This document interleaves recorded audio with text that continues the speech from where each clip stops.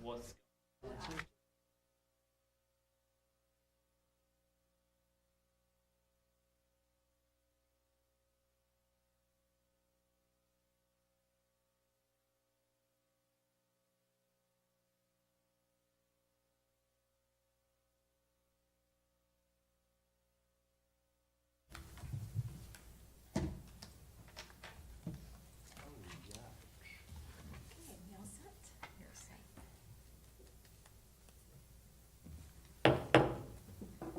I'm going to call to order the Tuesday, January 3rd reorganizational meeting of the Ferguson Township Board of Supervisors. First up, we'll have the Pledge of Allegiance to the flag.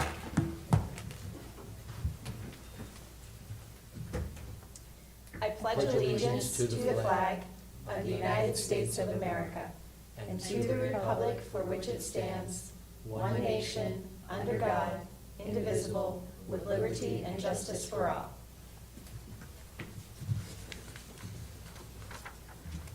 Thank you. And next is the seating of the board.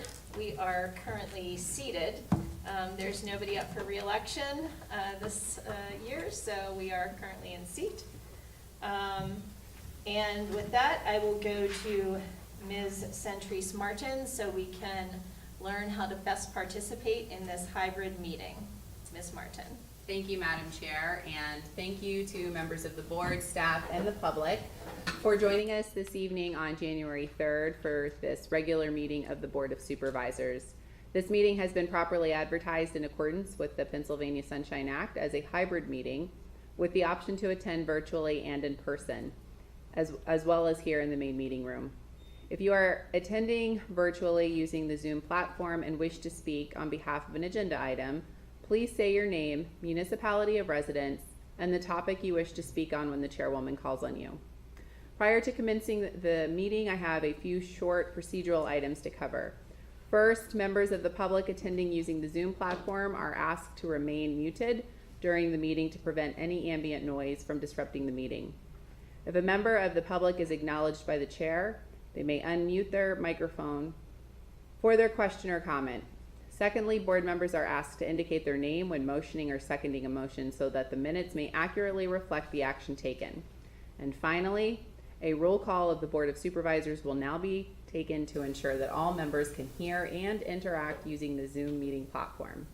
Please indicate that you are here when your name is called. Ms. Deneni? Here. Mr. Gracie Griffin? here?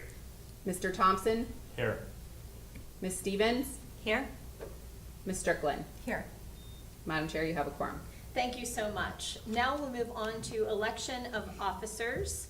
The Board of Supervisors will need to designate our township manager to act as temporary chair in order to conduct the nominations and election of the new chair of the board for 2023. So I would entertain a motion as found in your agenda to do so now. This is Patty. I move that the Board of Supervisors appoint Centrise Martin, Township Manager, as the temporary chair of the Board of Supervisors. Thank you. Do I have a second? And I will second that. Thank you. All in favor, please say aye. Aye. Any opposed, same sign.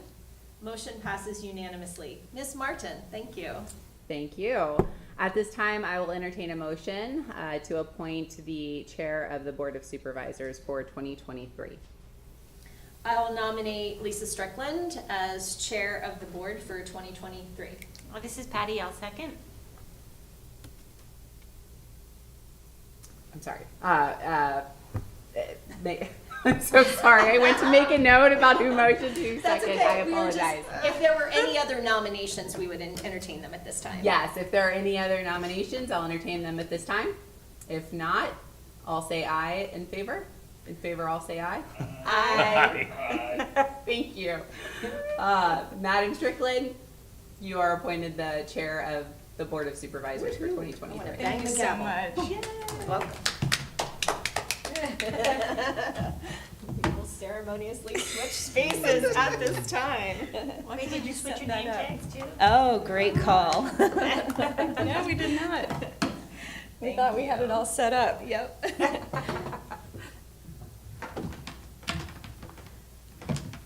Okay. everyone very much. I'm so appreciative, and it's a real privilege, so thank you. So up next, I will take nominations for vice chair for 2023. I'll nominate Patty Stevens for vice chair. I will second the nomination. Any other nominations? And if not, I'll close nominations. All those in favor of Patty Stevens as vice chair, please say aye. Aye. Any opposed, say no. Thank you. And now we will look for a motion to appoint Manager Centrise Martin as secretary and treasurer. So moved. This is Patty. Second. All right, all those in favor, please say aye. Aye. Aye. Any opposed, please say no. Okay. Thank you, Ms. Martin, for serving as secretary and chair.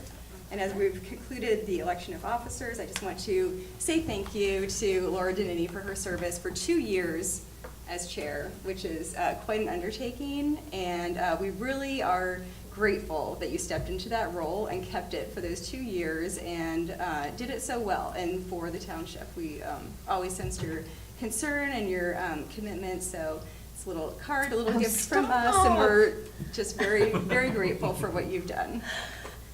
I don't even know what to say. I've been looking forward to this day, and every day before it has also been wonderful. Well said. Thank you so much. Very well said. Thank you. Okay, up next, we will move to the annual appointments.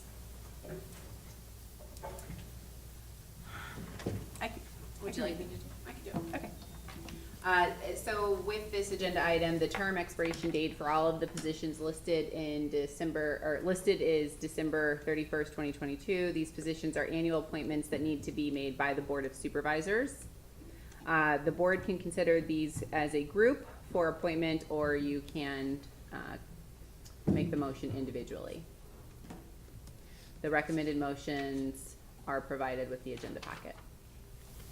Thanks very much. We don't have any changes to this slate, so we could take a motion either way, individually or the second motion, which is approving the slate. This is Patty. I move that we approve this slate that is listed in our agenda for the year 2023. Okay, we need a second? I will second that. Okay. All those in favor, please say aye. Aye. Aye. Any opposed, say no. Thank you. And we'll move on to appointments to authorities, boards, and commissions, our ABCs. We do have a couple of changes to the chart printed in the agenda based on interviews held earlier this evening at the work session. So, Ms. Martin, do you want to highlight those changes? Yes, Madam Strickland, I'd be happy to do that. Most notably, I will identify here the, for the solar power purchasing agreement working group. We have currently listed Mr. Eric Inderson, and in discussion with the Director of Public Works, I'd like to suggest that he be appointed to serve in that capacity. I also would like to make a recommendation for the Planning Commission that the board consider Mr. Jerry Benny, the incumbent, to be considered for one of the vacancies on the Planning Commission, as well as Mr. Steinberg to serve as the second vacancy, which then opens up a vacancy on the alternate seat for the Planning Commission. And I would like to recommend that we have Ms. Jennifer Eckelson serve in the alternate vacancy with that appointment of Mr. Steinberg. Great, thank you so much. I'll just note that we have the solar power purchasing working group up next, but that we did need to make that change to the slate, so we can all note that right now. Okay, so at this time I'll take a motion. You can find printed in your agenda. I move that the Board of Supervisors appoint the slate of applicants to the authorities, boards, and commissions as described in the agenda and further detailed by Manager Martin. This is Patty. I'll second. Thank you. All those in favor, please say aye. Aye. Aye. Any opposed, say no. Okay, thanks very much. And now on to appointments to COG and regional committees. So we have the one notation there under the Solar Power Purchase Working Group of Mr. Dave Modricker being the primary representative to that. As well, some of the other COG committees are the same as they were the previous year, some were changed. Before we take a motion, were there any further changes needed to this? And if not, we'll look for a motion to, oh, I'm sorry, we do have one more change to that. And that is under the Spring Creek Watershed Commission, the primary appointee as Mr. Gracie Griffin and the alternate as Mr. Kevin Abbey. Sorry about that. Okay, and with those two modifications, do we have a motion to approve the slate? This is Patty. Motion to approve the slate as listed in the agenda with the modifications that we just discussed for the COG regional committees for the year 2023. Thank you. Do you have a second? I will second that. Okay, all those in favor, please say aye. Aye. Aye. Any opposed, say no. Okay, thanks very much. And now we'll move on to appointment to Police Pension Advisory Board. Ms. Martin. Thank you, Madam Strickland. The Police Pension Advisory Board is made up of 4 members, 2 pension members, a member of the Board of Supervisors, and the Township Manager. This advisory board meets 4 times per year to review the performance of the pension plan, add or remove investment managers of the pension assets, and keep the plan within the investment policy established by the pension trustees. The former Board of Supervisor appointed was former Supervisor Tiara Williams, and it is up to the board to deliberate and appoint a supervisor to serve in this role for 2023. Thank you. So is there anyone interested in this position? I think one of the reasons Tiara was on that was she was also the HR committee representative, so that was a connection there. If that helps anybody, if anybody has particular interest in serving on that.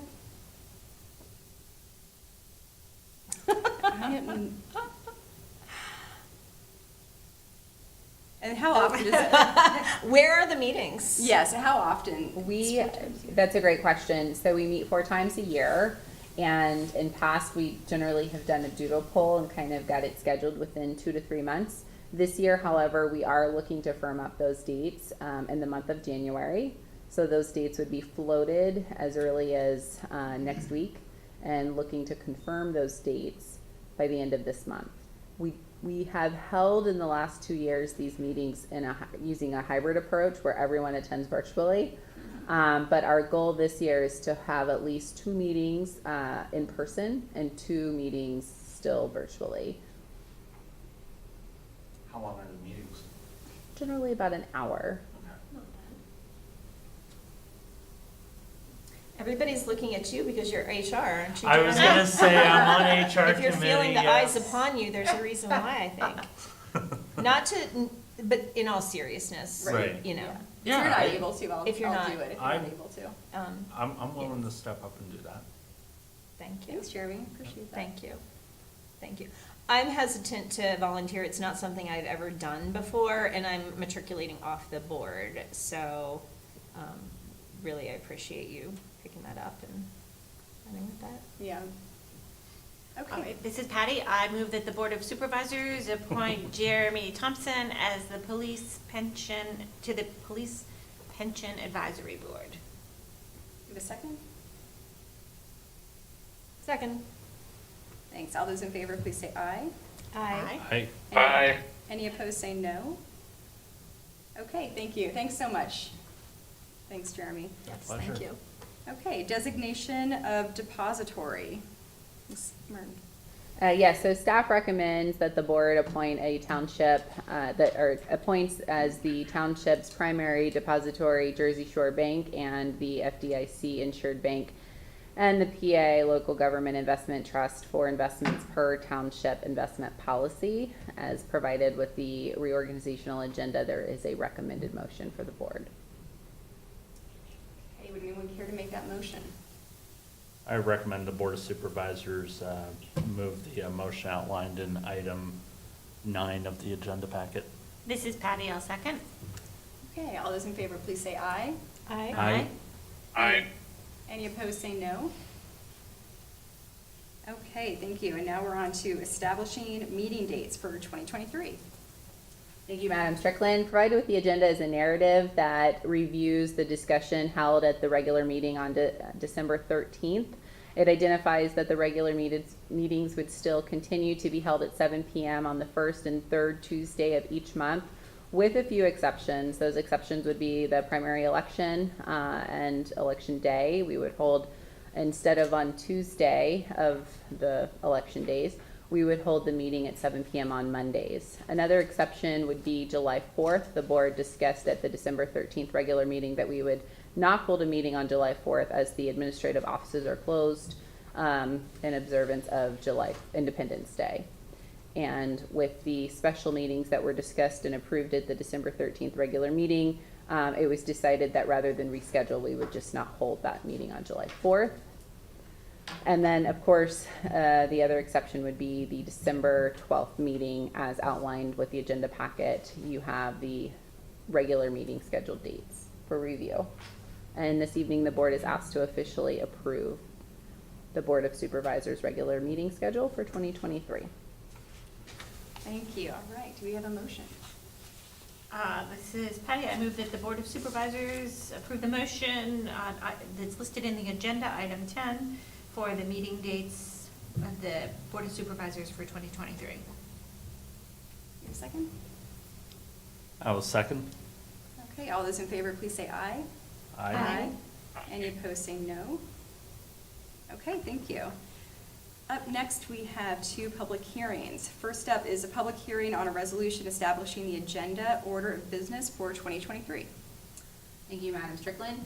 Provided with the agenda is a very brief narrative to conduct the public hearing on a resolution that does establish the agenda order of business for 2023, which is pretty standard and routine. I'll just remark on one very slight amendment that was made that you can find in the agenda packet. It's adding in an agenda item titled the announcements. And this would be reserved really for the township manager or acting manager to review the procedures for interacting in a hybrid meeting, as well as announce by the chair any executive sessions that would be held. Thank you. Okay, this is a public hearing, so I'll open the public hearing. If there's any comment on this item.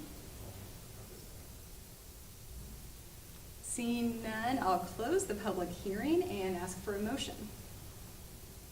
This is Patty. I move that the Board of Supervisors adopt the resolution establishing the agenda order of business for 2023 with the exceptions mentioned by Manager Martin. Okay, do we have a second?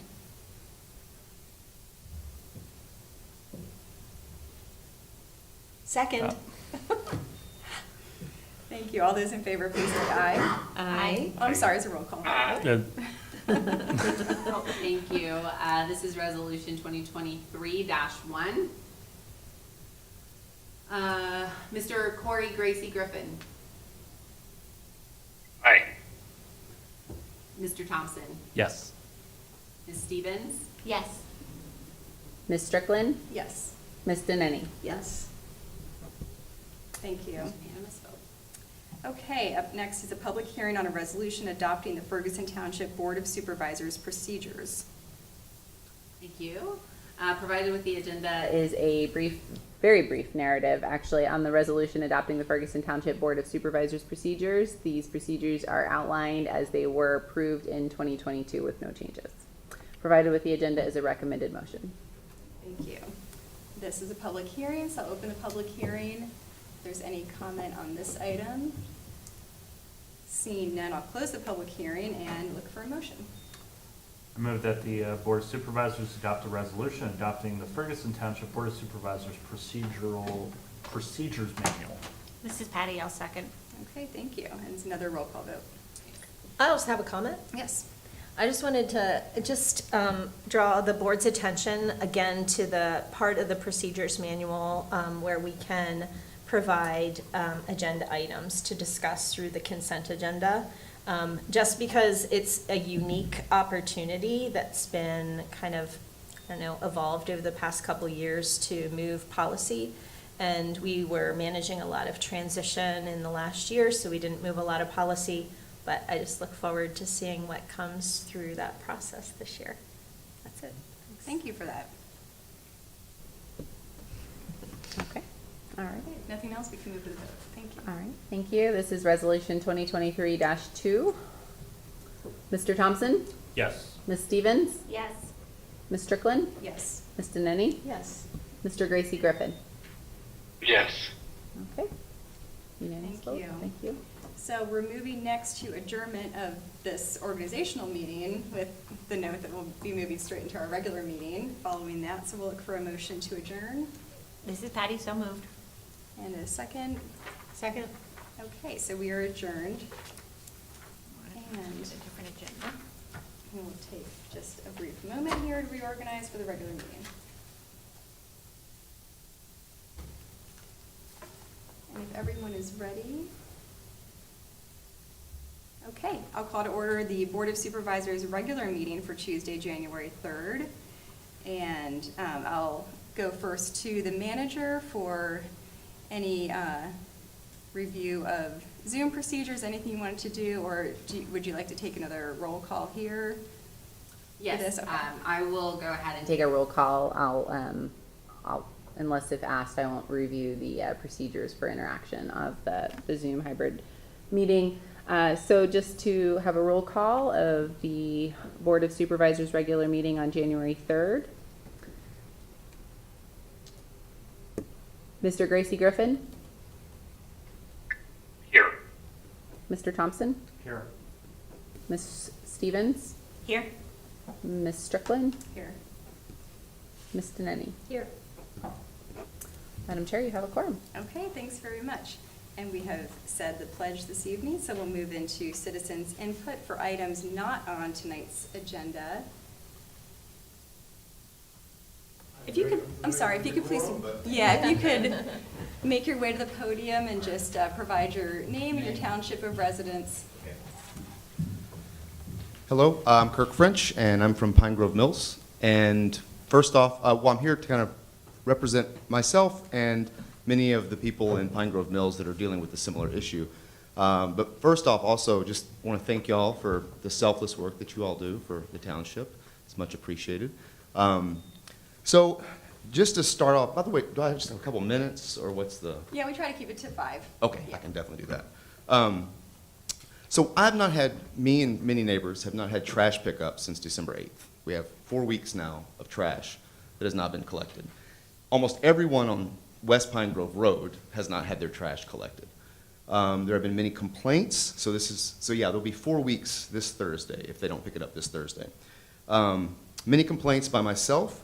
One of the Thursdays was the big ice storm, right? And so that's kind of just let that slide. That happens in the past. But then I called about it and asked many, many questions, got different excuses almost every time from, instead of it being in the alley, it needs to be in the front. I got that once. Almost everyone told me to keep it in the alley. Some of my neighbors, their excuse that they were given was that the trash bags were frozen to the ground, that there were tree limbs in the way, but that there are no tree limbs on Reed Alley that are in the way. We've been getting trash picked up there for 3 years since I've lived there, and one of my neighbors has been getting trash picked up there for 30 years. And so these issues have never been issues until recently. Like I said, a few little missteps in last winters, and that's totally understandable. I've asked about a refund, just like maybe we could get a refund for a month of missed garbage. WM says no. And like I said, many of my neighbors are in the same boat. I have photographs of all the trash, of 4 weeks of trash that's in the alley right now on Reed Alley. And it's not just that, it's also St. Elmo Lane and Shawver Lane that are not getting their trash picked up regularly. Now, if you or anyone that I know was treated this way by a business, you would change businesses. you change providers. But because of the contract that Ferguson Township has with WM, that's impossible. And I didn't even know that until last week, because I told WM, I'm sure they had a good chuckle. I said, I'm changing services, and I just got mad, you know. And I'm sure he was like, yeah, good luck with that. So I thought Carson's, I'd go with Carson's, and then Carson's tells me, yeah, you can't. You're stuck. It's essentially a service monopoly that we're in.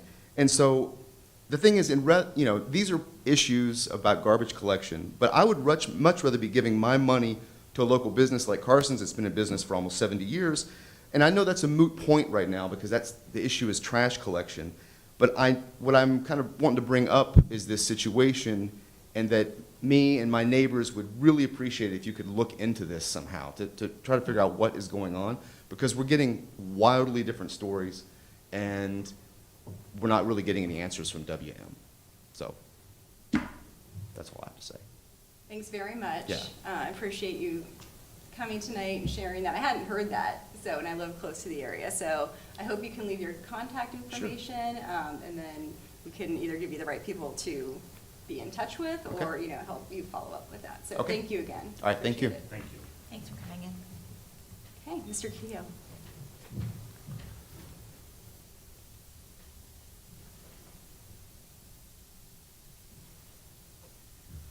Bill Keough, Cadpole Road. As usual, I don't come with the idea that I'm going to say anything, but I want to say that Pine Grove Mills is not the only place where we've had a trash pickup problem. Tadpole Road, I know we haven't had, I don't think it's been since the 8th, but certainly this holiday cycle, we have not. I even got a phone call, it was automated, from WM at one point last week, and it was such a confusing phone call. I had no idea what day they were going to pick up on Tadpole Road. So it's more than just Pine Grove, at least out in the rural sections of the township. And it is very difficult for us to deal with somebody who we can't just change vendor because of poor performance. So anything you can do to follow up with this through the COG, because that's where it is, would be appreciated. Thank you. Thanks, Bill, and thanks for noting that. Okay, any other citizens' input? Seeing none, we'll move to approval of the minutes, and we have 3 sets of minutes included: November 7th, special meeting, December 6th, and December 13th, regular meetings. This is Patty. Motion to approve the minutes that are listed in the agenda. Okay, we have a second. I'll second. Thank you. It's Laura, sorry. Any changes or comments on those meeting minutes? And if not, all those in favor, please say aye. Aye. Any opposed, say no. Okay, thank you. There are no authorities, boards, and commission reports, so we'll move to special reports and acknowledgements. And under our DEI calendar items, we have New Year's Day, Martin Luther King Jr. Day, and Lunar Day. And I think that is it. Okay, up next we have COG and regional committee reports. There is only one cancellation notice, and that was for Parks and Recreation Governance Special Committee. And anything else? Yeah. Thanks, Chair. I was just following up, thinking about the future and what's been just mentioned today. So I think, isn't refuse and recycling under CAS? Yes. Okay. Yep. So kind of put a pin in that to follow up, like, in committee on that one, and then, I could definitely forward that Thank over you. to committee. thanks. Yeah, because WM, just interested that we're calling it WM Waste Management. Yeah. I think that the contract is up. I can't It remember is, what the yes. term, but it's a good time to be having problems with them. Oh, I thought it was under 7 years or something. expires. No, it's a good time. It's a good window. It's a good window. So, I can bring reports from other lands about service stories, or lack thereof. So, yep, something to be following up on in And, Cass. and we're definitely interested in having a good selection of bidders Yep. versus just a small handful. Absolutely, Yeah. absolutely. So that's the Climate Action Sustainability Committee at COG, and I think they're meeting next week. Do you know their meeting date offhand? You don't have to look now, but just for anybody's reference, if they want to, they can find that on the COG website when they'll next meet. Right. And submit comments. too. And yes, you're right, they are Yeah. hybrid meetings, so very easy to attend. They're, and they're during comment. the day, but usually during lunchtime from 12:15 to around 1. Public access, just like these, so, And they'll read public comment if you email it in and can't attend, so. yes. Yeah. It's another Absolutely. good way. We're kind of like continuing to inspire you to, get in touch with them, because sometimes it's difficult in this seat when we have COG managing a service for us, but of course individuals come here to talk to us about the service. We want to make sure that that voice is then carried to the COG by individuals themselves, not necessarily just Yeah. us. Yep. Also, those multiple voices help paint the That's greater right. picture of what's going on. Yes. Yep. Yeah. Okay, so thank you, Jeremy, for bringing that to the committee. Yeah, I think because of organizational meetings, most committees will meet the first week, but this month they'll meet probably the second week, maybe the third, so. Okay, so nothing else under COG and regional committee reports. Up next is staff reports, and we'll look to the manager if you had anything you wanted to note. I don't, not at this time, thank you. Thank you. Any questions or comments on these reports that were in your packet? I wanted to say thank you to Dave Modricker. I'm sure he had a hand in this. Thank you, Dave Modricker. I see that the passing lane is back up on 26 at the PennDOT worksite. And I just wanted to say thank you so much for doing that, because I know it got kind of like erased when they were doing the construction. And just speaking for those that live on the west end or commute in from Huntington County, sometimes you can be following somebody that's going sub-speed limit for like 20 miles, and that passing lane there can be just like so helpful to reduce stress for people. So I just want to say thank you so much for getting that I back. don't know that I can take all the credit for that but I appreciate the thoughts, and I know that was a concern you had. Yes, thank you everyone involved in that. Thanks. Thank you. Thanks, Dave. Okay, there are no other staff questions. We'll move on to unfinished business. And the first item up is notice of claim on payment bond, Whitehall Regional Road Park. Whitehall Road Regional Park.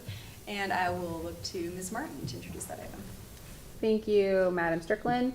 So this, provided with the agenda, is a brief narrative summarizing the information to the Board of Supervisors with consideration by the board to issue a letter to the Executive Director of COG to ensure that the Board of Supervisors continues to receive regular updates on the current notice of a claim on a payment bond for Whitehall Road Regional Park.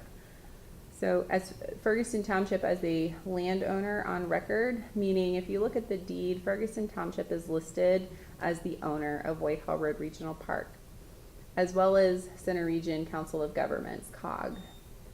So as the two entities that are primarily responsible for the land as landowners, we are subject to receiving such notices that are referred to as a notice of a claim for a payment bond.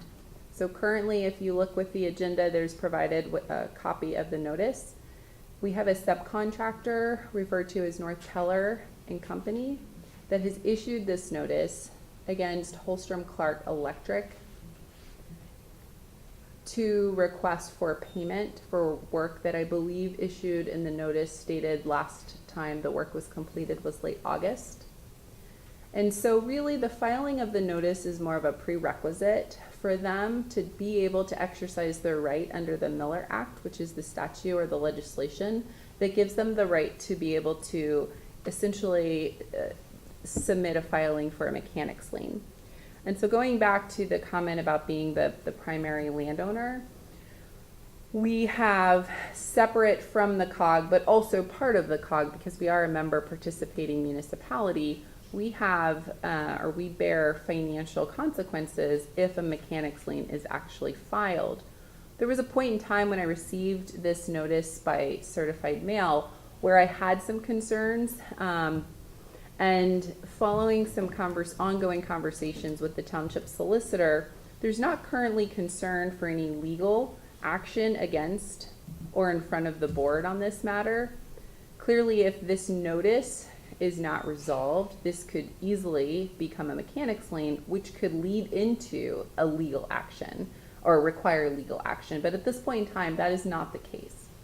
So what is in front of the board is essentially an opportunity, if desired by the board, to issue a letter to the executive director to request that we receive a better understanding of all payment bonds issued for Whitehall Road Regional Park. Because while this is isolated to just North Keller, filing this notice requesting payment from Holstrom Clark Electric, at this point in time, the township stands to benefit to understand what payment bonds have been issued for this project entirely and have copies of those bonds to ensure that we are, at the very least, aware of what potential issues we may have in the present or in the near future or long term.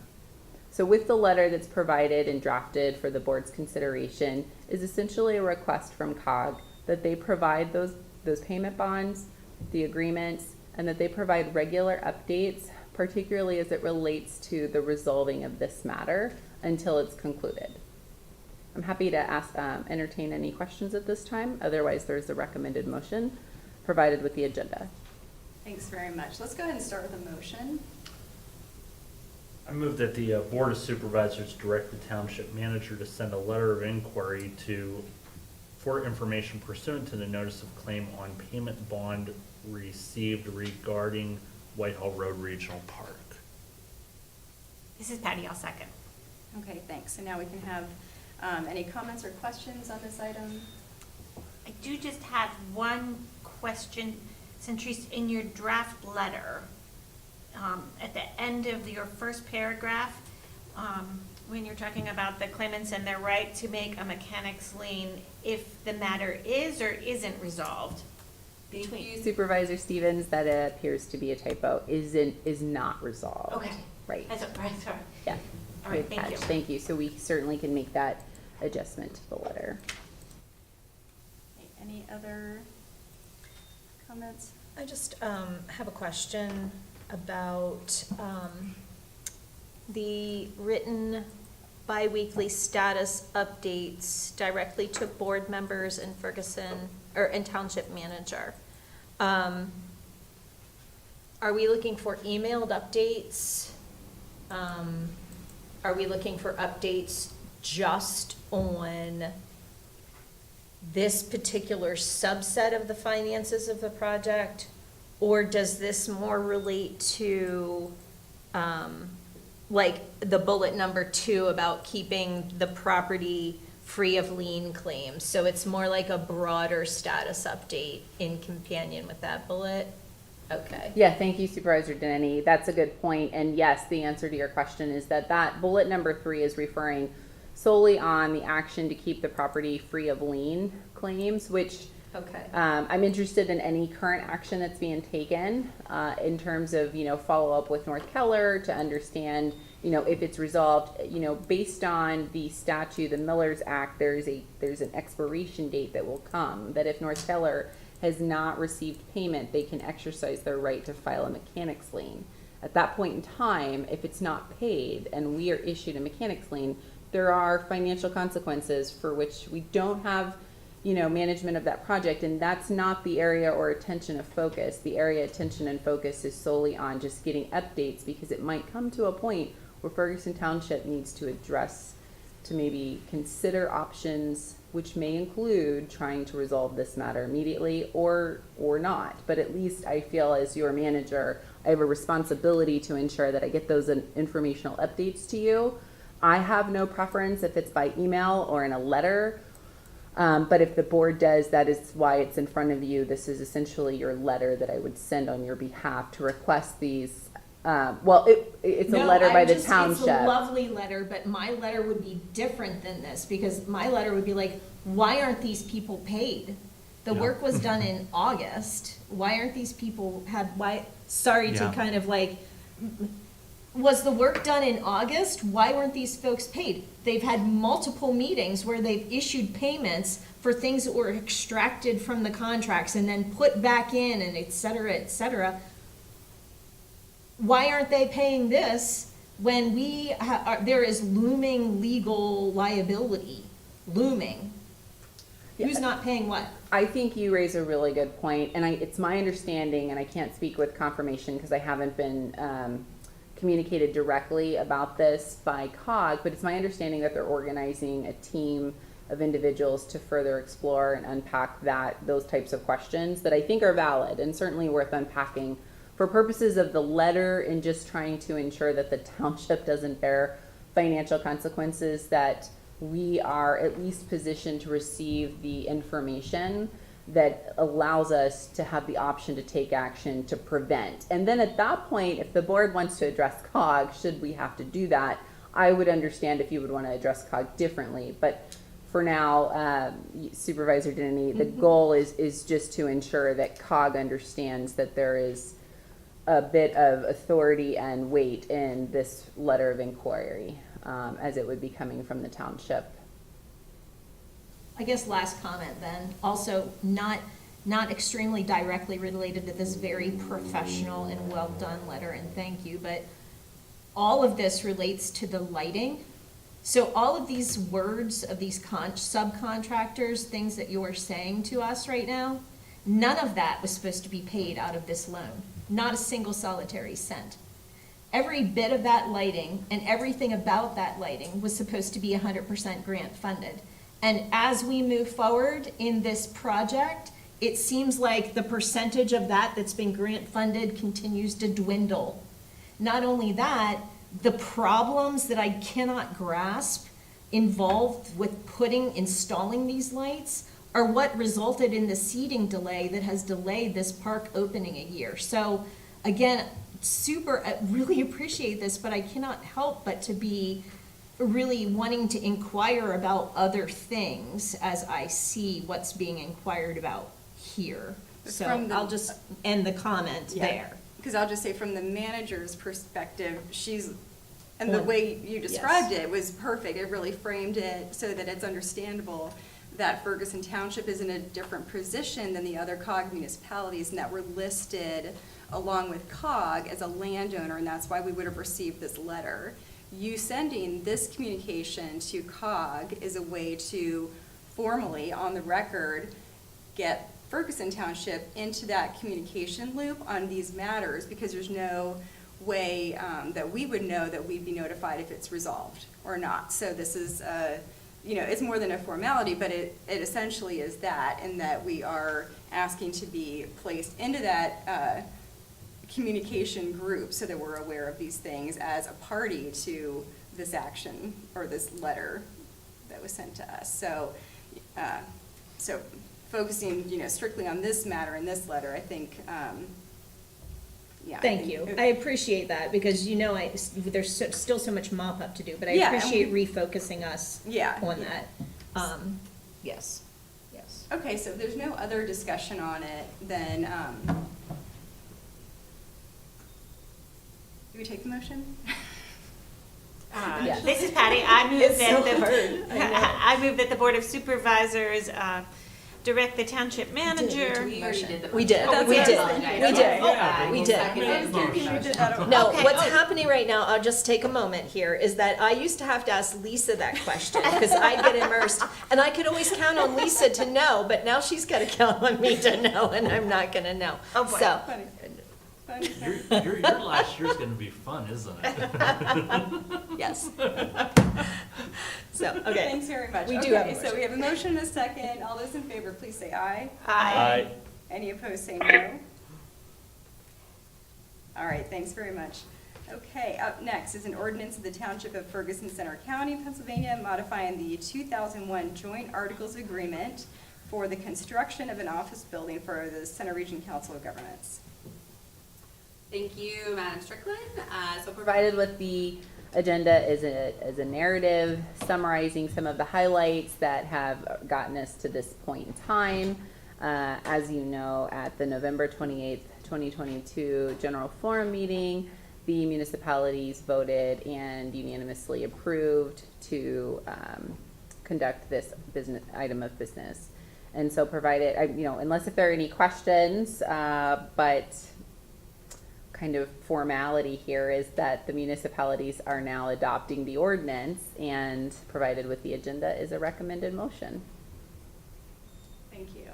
Anyone care to make the motion? This is Patty. I move that the Board of Supervisors adopt the ordinance as included in this agenda packet. For a second? I will second that. Okay, any other discussion on this item? Quick moment. Yep. So in the future, is there anything that as a board we have to do to get into the process where anytime there's a legal document that's reviewed by the COG solicitor / the borough solicitor / the park authority solicitor, which is all one person, anytime a legal document is reviewed by that one person holding those three positions, and it's a COG document, can we have our solicitor review it? So is there anything that we need to do to establish that as like a rote process that we always just do? That's a great comment, and I did have our solicitor review, and so the information that's provided to you as the drafted ordinance is with our solicitor's review and comment already incorporated into the draft ordinance. That is a good comment, and I generally, majority of the time, meaning I can't think of an example where I did not, so majority of the time, if not always, have the solicitor review the documents, all ordinances, most resolutions prior to bringing it in front of the board. Thank you. I'm sorry I was not clear.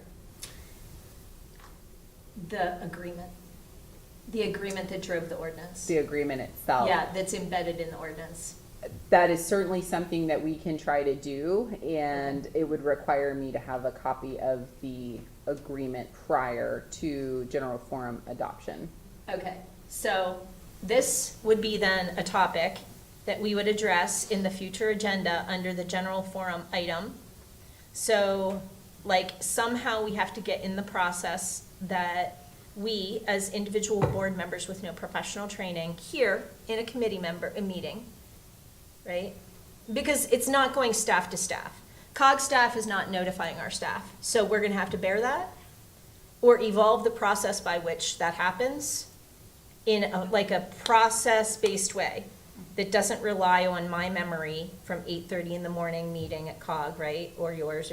But for now, as the bridge, not that I anticipate anything coming up until at least October from COG about any agreements or anything, but we should be thinking let the manager know some staff member at COG just said this is coming for vote at the general forum and it's a legal document. So then we'll try to remember then to get that to our staff person. Ideally, anybody in any position to continue that message about maybe an executive committee. Mm-hmm, that's what I was thinking. Or finance, it happens a lot because there's a lot of finance bridging stuff that comes from the COG here. But could we work on that together until we can get that staff initiated process from the COG? Because they know their stuff. And I'm sorry to just jump in one other thing. Sorry, I got all these on my list of things, right? The other thing is, can COG be more formal and deliberate when they're inviting our manager to take minutes at a meeting that they've embedded in their meeting, that's our meeting? That was a little confusing because it's a confusing situation, right? Well, the COG sometimes they have meetings where it's their meeting, but then they advertise a sub-meeting within that, but then our manager has to come to their meeting to hold our meeting within their Are you meeting. talking about a breakout, Yes. a unit vote? They call it a unit vote, but it's actually a meeting where our manager has to be present. So can we formalize that process? Again, I'm getting way derailed here, but this relates to that staff-to-staff stuff. Well, regard to the solicitor reviewing whatever the And- documents are coming through, I think that is appropriate for executive committee. I think Yeah. that's where, that would be the easiest place for those kinds of communications to just be a routine thing. So once something comes through there, that it's automatically sent to the managers as, you know, under whatever heading Scott wants to create for that he's saying, you know, Mm-hmm. attention managers. Yeah. Mhm. Can we have maybe sometime this year schedule one of our work sessions to be about COG, our relationship with COG, our processes with COG, so that we can discuss this a little further? Yeah, Make it a work as opposed session? as opposed to kind of sandwiching it in, Yeah, a work session topic and, spring break work session. or something, just sometime. Yeah. If we have a work session that's free. Yeah. Dare we Yeah, have a that's work a session guess. that's free? Yeah, we could do that through the consent agenda item. Can we submit work session Topics? topics through the consent agenda? And that way it could be a little bit, formalized and a little bit fleshed out in what topics to discuss. So I'll. Okay. uh, Work with me on that one? Yeah, Thanks. so that's that. And yeah, I think, this came up several times in this building discussion that we were, there was bad timing trying to have our solicitor look at different documents and amendments to documents. So I think having a routine way that those are sent to the manager to get them in front of the solicitor if the board or the manager deems appropriate, I think that's good. So I'll raise that in executive committee. Thank you so much. Okay, anything else on this item? Okay, we have a motion and a second. And this is the ordinance roll call. All right, so this is ordinance 1081 and a roll call. Mr. Thompson? Yes. Ms. Stevens? Yes. Ms. Strickland? Yes. Ms. Denetti? No. Mr. Gracie Griffin? Yes. Thank you, okay. Up next, authorization of a public hearing on an ordinance approving a new cable franchise agreement between the township and Shenandoah Cable Television, Shentel. Yes, thank you, Madam Strickland. So provided with the agenda is a narrative summarizing, again, kind of how the township arrived here with a draft ordinance in front of you. In attendance is Mr. Phil Fraga. He's joining us by Zoom. And I believe there may be another representative of Shentel here. Oh, excuse me. Oh, right. I'm sorry. Hello. He's with us here in the main meeting room. And so you may recall that the board, and for our new supervisors, I'll just share that the Board of Supervisors at a regular meeting on May 3rd authorized the township manager to execute an agreement with Cohen Law Group to negotiate the township's franchise agreement with Shentel. On December 31st, 2021, the contract that we had with Windstream expired and opened up this opportunity to negotiate a new cable franchise agreement. There's been quite a significant amount of time put forth, particularly with Mr. Phil Fraga, who's represented the township to negotiate this, as well as our dear Cindy with CNET, the executive director, Cindy Hahn. So everyone's been working collaboratively to ensure that this agreement that is brought in front of you this evening represents a cohesive and agreeable agreement. And with that, if you have any questions, the majority of them I will probably turn over to Mr. Fraga or our representative here with Shentel. Yeah, and I'll just introduce myself. My name's Kurt Costco. I'm here with Shentel. I work with the Industry and Regulatory Affairs Group. Thank you. Phil, I'm not sure if you had anything else that you would like to to summarize? Thanks, Centrise, and thank you, folks. Centrise has done a great job shepherding this through. The issue with respect to Windstream, just don't want there to be any misconception. Cable franchises, as a matter of federal law, are non-exclusive. So yes, it's a fact that Windstream opted not to renew its any of their cable franchises. But just to be clear, and Kurt, you can certainly back me on this, Chantel would have been coming to Ferguson Township and the other center area county municipalities independent of the action taken by Windstream. So just as a quick aside on that front, and as an aside, this is the first of many of the center area county municipalities that will be entering into franchise agreements with Chantel. The only real distinction process-wise here is that with Comcast, because it's, the last time was a renewal and, whatever the frequency of any given franchise agreement is, the municipalities have acted in tandem. And the only distinction here is that there's a bit of a staggered start, if you will, having nothing to do with just the reality of Chantel as a new entrant. The industry term is overbuilder. They don't boil the ocean or go everywhere all at once. So there will be a sequence, and you'll start to see other center area county municipalities adopting Chantel franchise agreements as well.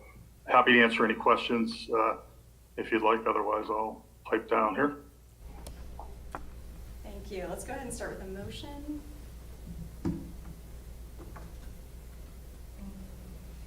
I'll move the Board of Supervisors authorize a public hearing on an ordinance approving a new cable franchise agreement with Chantel for January 17th, 2023.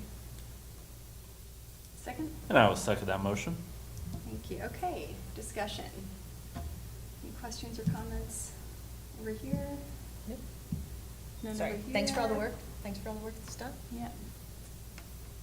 Looking at Corey on the screen, any questions or comments on that item? Okay, if nothing else, thanks everyone for your work on Yes, that. thank you. And I just do want to share with the Board of Supervisors that Cindy Hahn will be in attendance at the January 17th meeting. So should the board have any questions specifically related to the PEG channel and how that's been incorporated into the agreement, Cindy will be here. But this evening you have two representatives that could speak about the agreement. Okay. And to add, if I may, just real quick to Centrice's comment, Cindy has been actively involved. I know Centrise indicated that while Cindy wasn't available tonight, please don't mistake that for her not weighing in. So we've worked primarily Centrise, Cindy, and Tom over at State College, along with myself and the Chantel folks. Very good, very good. I trust that that's true. I would find it hard to believe she was not actively involved in that. That's fantastic. So Yes. very happy to hear about that. Great. Okay, if there's nothing else, we have a motion and a second. All those in favor, please say aye. Aye. Any opposed? Say.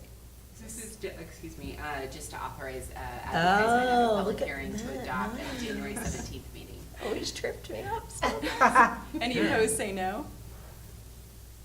Okay, thank you. I know, I'm checking myself now. So good. Okay, up next is the consent agenda with one item for acceptance. Do we have a motion? I move to approve the consent agenda. This is Patty, I'll second. Okay. All those in favor, please say aye. Aye. Aye. Aye. Any opposed, say no. Okay, thank you. Okay, next is the acceptance of Mr. John Spahalski's letter of resignation from serving as the appointed representative to the board of the Center Area Transportation Authority, CATA. Ms. Martin. Thank you, Madam Strickland. Yes, provided with the agenda is a copy of Mr. John Sapolsky's resignation, and regrettably, the board will be asked to accept and authorize staff to advertise, open enrollment, and I know that's not true. Open application period. Thank you. I'm thinking about other things on the other side of it. But yes, open application period to recruit to fill this vacancy that we now have with the CATA board. Thank you. And let's take a motion.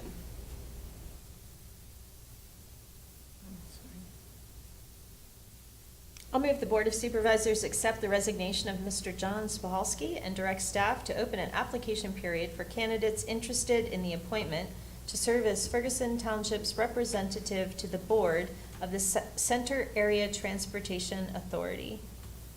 Okay, who's second? This is Patty, I'll second. Thank you. Yeah, I'll just offer a couple comments on Mr. Spahalski's contributions over the many years to the region and the township.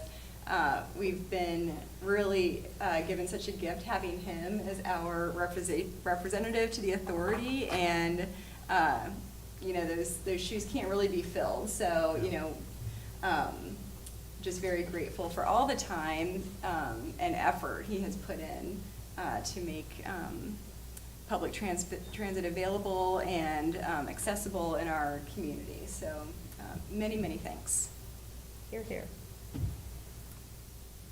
So, okay, if there's nothing else, all those in favor, please say. I was just gonna agree right there with you. He you know, he has served our community with distinction, nearly 43 years on the board there, so. He's legendary. Yes. Yeah, and with good reason, so he'll. And wish him the best moving forward. Absolutely. So. Yeah. Yeah, thank you for all those comments. Okay, all those in favor, please say aye. Aye. Aye. Any opposed, say no. Okay, thank you. Okay, next is review and discussion of the proposed amendments to the Spring Creek Watershed Commission bylaws. Yes, Madam Strickland. Provided with the agenda is a letter to the member municipalities of the Spring Creek Watershed Commission dated November 28th, and the proposed amendments to the bylaws are also attached with the agenda. This evening we have with us our representative here to be able to answer any questions, and probably would be better at reviewing and answering any questions that you may have about the bylaw amendment changes. And we just want to confirm the appointments that we would want to make on behalf of the township, understanding that the amendment to the bylaws requires now a supervisor to attend and be a member of the commission.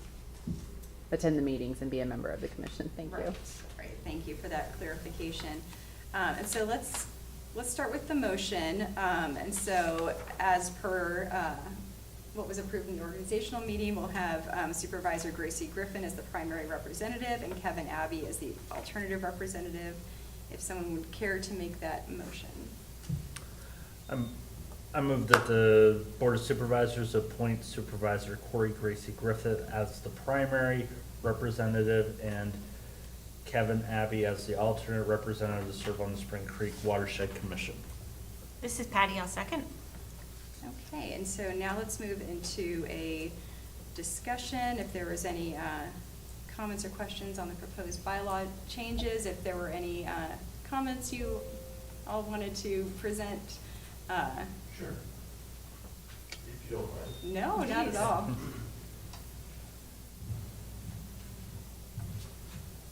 Get me to move across the room. That's always good at my age. Kevin Abbey, West Gatesburg Road, and thank you for the action to appoint Corey, who I've not met and probably would stumble on his name, so I'll stay with his given name, and me as the alternate to the Watershed Commission. Part of what is behind the attempt or the request for review and comment of the 12-member municipalities is that the commission, which was created 15 years ago by 12 separate members, municipal members, is to really, I think, enhance the functionality of the commission. As it stands right now, in the first and only set of bylaws, the chair and vice chair of the commission are required to be elected officials. And over the years, that's created some strain, and then in 2021 actually led to a situation that compelled us to change because our chair, the former College Township Councilman Paul Takak, got elected to the State House, and our vice chair, Joanne Tosti-Vasey, was not reappointed by Bellefonte Council. So what we're asking is that the bylaws be changed to expand by one, the slate of officers to include a treasurer as well as chair, vice chair, and secretary, and that any appointee, whether elected official or alternate of the commission, could serve as an officer if elected by the commission at our organizational meeting, which will be the 18th of January this year.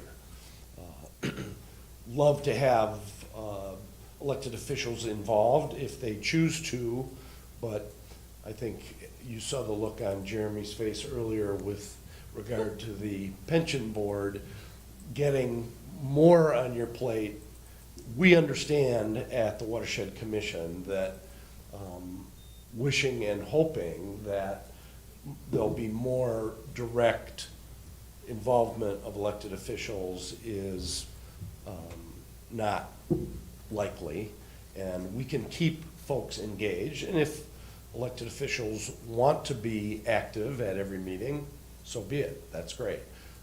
The commission meets 6 times a year, every other month on the 3rd Wednesday, so as not to conflict with any of the 12 members.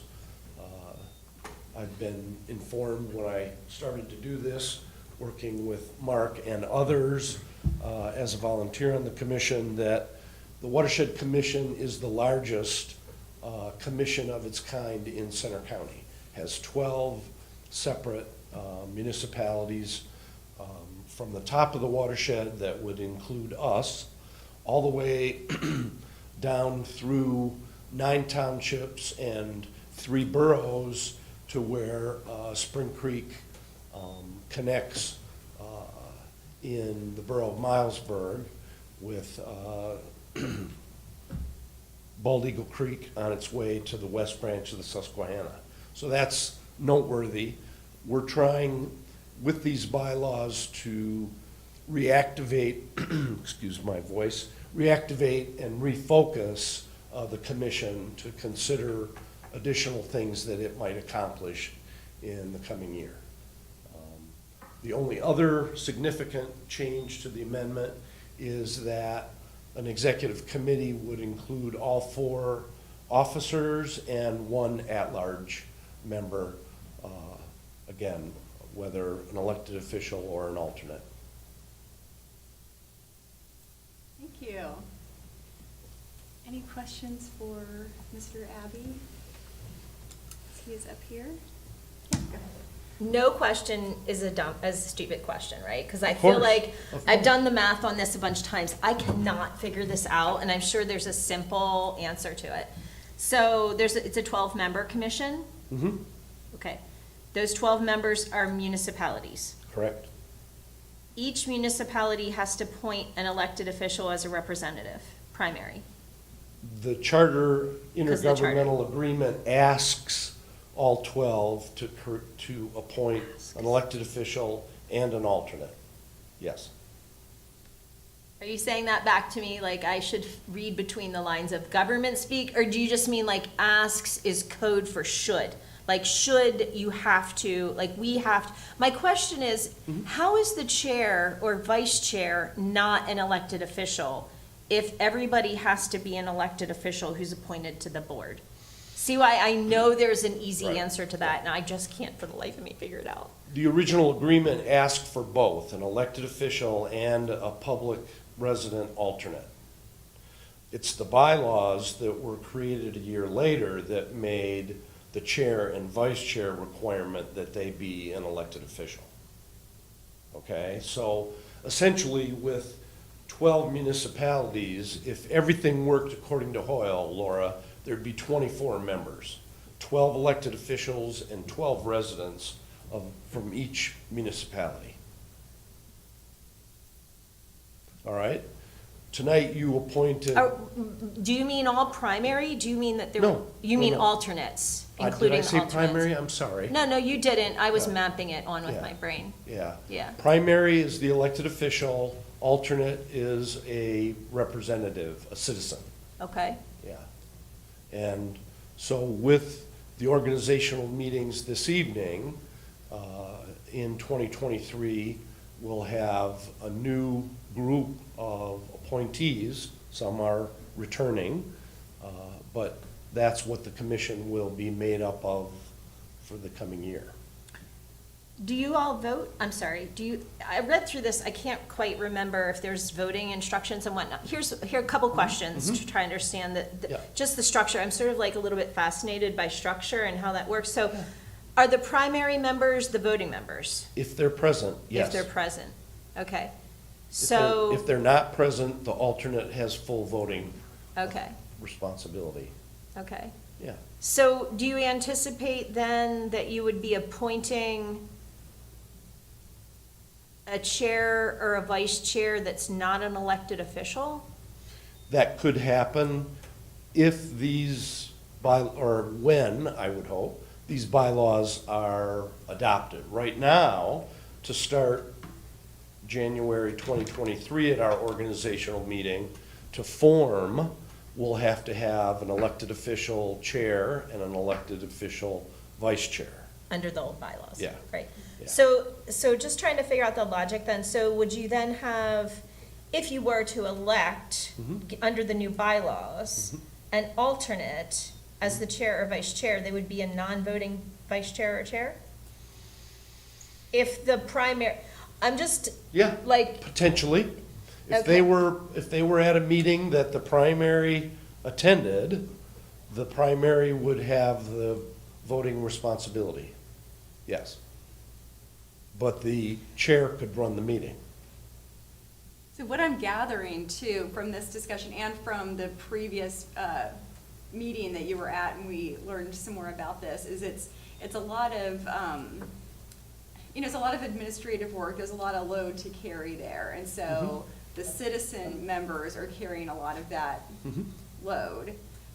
Per the organizational documents, the primary member is the elected official. Right. But in order to keep some momentum, and correct me if I'm wrong, in order to keep this thing moving and Right. keep the people who are really committed to working, really doing the work of, because there's no staff associated, am I Nope. right? So whoever's Right. the chair is making the agenda, is doing all, organizing all this, everything. So this would allow those committed volunteers to do that and not, and it could be the elected person who's the chair, who's Yeah. doing this stuff. And it This well, is it has what I'm been gathering. So, for okay, 15 right, years. it's It been- was just that as we ended 2022, after the November meeting, we had neither a chair or a vice chair. Right. And we said, my, what a perfect time to reevaluate. right, are we commenting on this or providing feedback or passing it? On the or- bylaws, Okay. so we will provide comments to the commission within the next Right. 2 to 3 days. We have, I think, until January, they have a meeting in the third week of January, so ultimately, they'd like to have it by then. So I think I have a couple of questions sort of lingering out there right now that I haven't resolved based on what my revised understanding of how the 12 municipalities work and the 24 and the half voting and the some aren't and the chair, et cetera. So then the executive committee, 4 elected officers. So Under in the new bylaws, Yeah, in the new- currently 3. In the new bylaws where the red is in my agenda, which I'm assuming is the revision, it says executive committee, the 4 elected officers. So that doesn't mean the 4 elected official officers, it means the 4 officers that are elected as officers, and one might be the chair and vice chair that would be, they would be appointed members, perhaps. As the bylaws are written, they could be. Correct. Okay, so then you would have an executive committee that would then have potentially the 2 appointed and then the 2 elected and then 1 at large, and that at large could be either appointed or elected. They all could be either appointed or elected. So you could have your executive committee based on all alternates, not primaries. Correct. I don't agree with any of this bylaws then. It kind of takes the concept of a primary appointee and it completely washes it out. And then it makes the alternate kind of serve as a primary position if they're part of an executive committee. And that's not how I thought of our appointments when I made them. Nothing, no shade on any one individual. This is completely a structural analysis here. And I understand I don't- the desire for continuity. Believe me, in the year of transition and interview after interview and new face after new face, completely understand that. I just wonder if there might not be a much cleaner kind of pathway where you're appointing from within, from your committee members where, you've got a chair vacancy and the vice chair, it's then the secretary, moving up, kind of that sort of a training, as opposed to maybe relying on the alternates sort of in this way. And then my next question related to that, the power to call a special meeting is reserved to the chair. So the renovations of the bylaws don't seem to, so you've reserved that power to the chair, which is perhaps an alternate, and in fact, probably will be an alternate, given that you're doing that for the intent of succession. So, right, the desire, right, it's that provides that Could be. opportunity. So then you've got your executive function of calling a special meeting then reserved to an alternate, which, so again, nothing wrong with that other than you're kind of flip-flopping everything on its head, where you're now having an alternate that's got Yeah. a chair duty. So, Let me, were there So- some discussions Yeah. about yeah.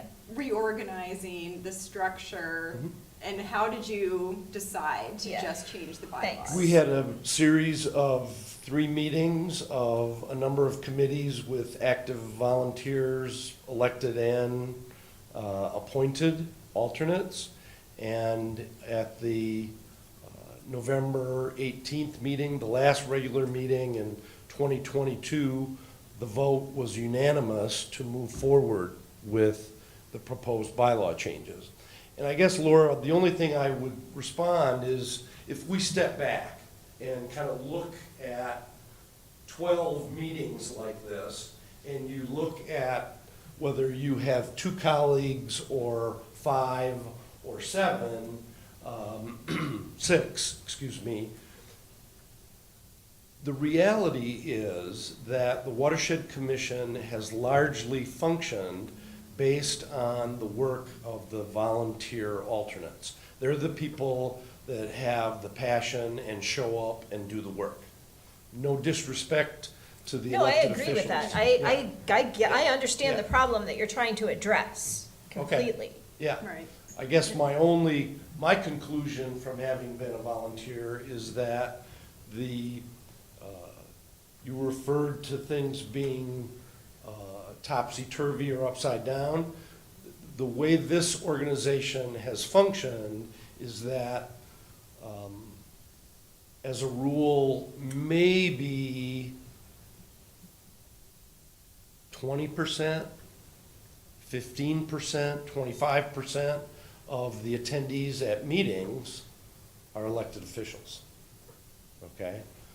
It's just not been commonplace because of the responsibilities that elected officials have.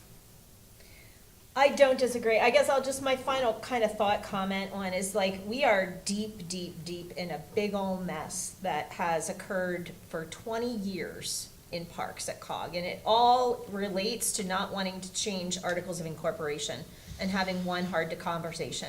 And it's sort of like, now what I'm sort of seeing is I'm seeing a change in bylaws as opposed to a charter. And I'm just wondering, not that I want to open that can of worms, but like the way the bylaws are being changed. That's why I'm talking about Topsy. It's in contradiction to the charter, whatever that right? It's like saying, oh, primary, alternate, we're gonna kind of, those comments are No, gonna, no, no, concepts no, will be a no. little different. It's not in contradiction No. to the agreement. Okay. The agreement created the organization and said, make your own bylaws. Okay, And that was done a year after the organization was created. so in that, it doesn't have anything about voting at all? No. Okay, Okay. okay. I have Yeah. two thoughts. Yeah. So one is, I guess I would submit these as comments, and that might address, because these are good points, you know, and I've been having conversations and thinking about this since the first time we heard about this, but I think you're just raising so many good points. So I guess my first comment on the changes in the bylaws would be to change the titles. So we wouldn't have a primary and an alternate. We would Yeah. have two representatives. Okay. Between the two, they would assign a primary voting member, Mhm. and the second would vote as an alternate. So if Okay. one township had two members, they would be one elected, one citizen, one Mhm. resident. Between the two of them, or however, Yep. whatever, they would decide, okay, our resident is the one who's really gonna be attending all the meetings, they may be an officer, so they're gonna be the primary voter. And then if they cannot not attend some meeting and a vote is needed, the second, okay. And then the other comment I had was, and I guess it's a question before I'd make it a comment, would be if you'd consider allowing at-large members to kind of make up for that lack. I know you probably don't want to be center region heavy in this because you're representing so many townships, and doing that might make it that way, so that'd be a caveat. But to beef up the pool if there are really that many people interested, because as you know, I was hoping that we could have two alternates. You know, I Sure. thought that would be a great way to move, but Yeah. we couldn't do Sure. that. So that would be my other comment. I'd, defer to you if maybe you all have already discussed that. But if you don't have reservations, I'd make that comment of considering at-large members. Yeah, I don't have that reservation.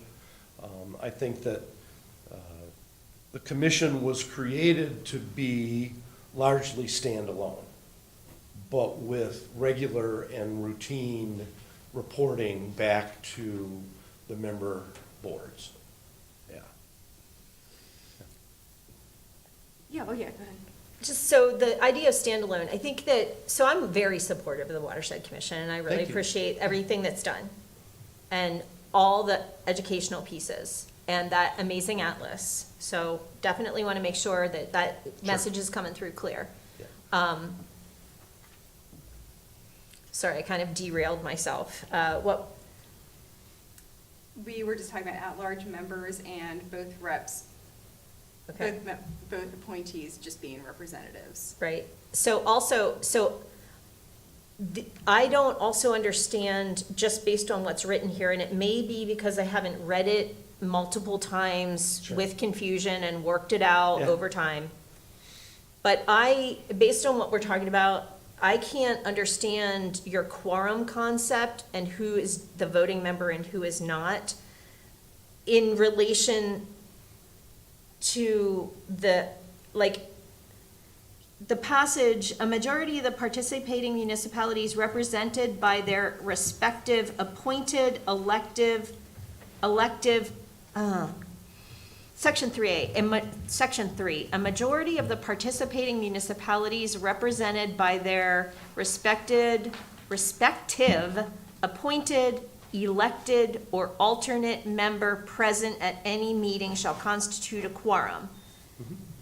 Yes. So then it's appointed, elected, or alternate member. That's the language that was chosen when these were created.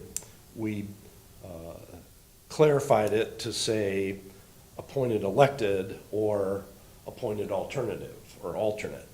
For example, when Mark and I would be at a meeting together, okay, in the situation where Ferguson Township's elected official wasn't in attendance, Mark would represent Ferguson for the purposes of a quorum.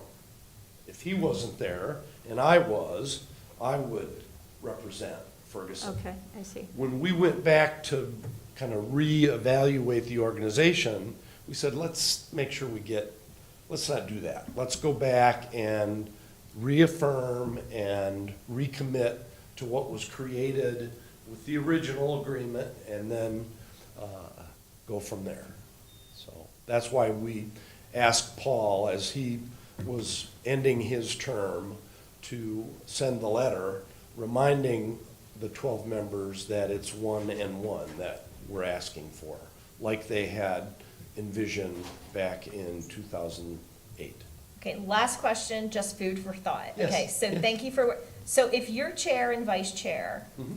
are alternates, I'm just sticking with that language for now. Yeah, That means they're non-voting if the primary from that municipality shows up. correct.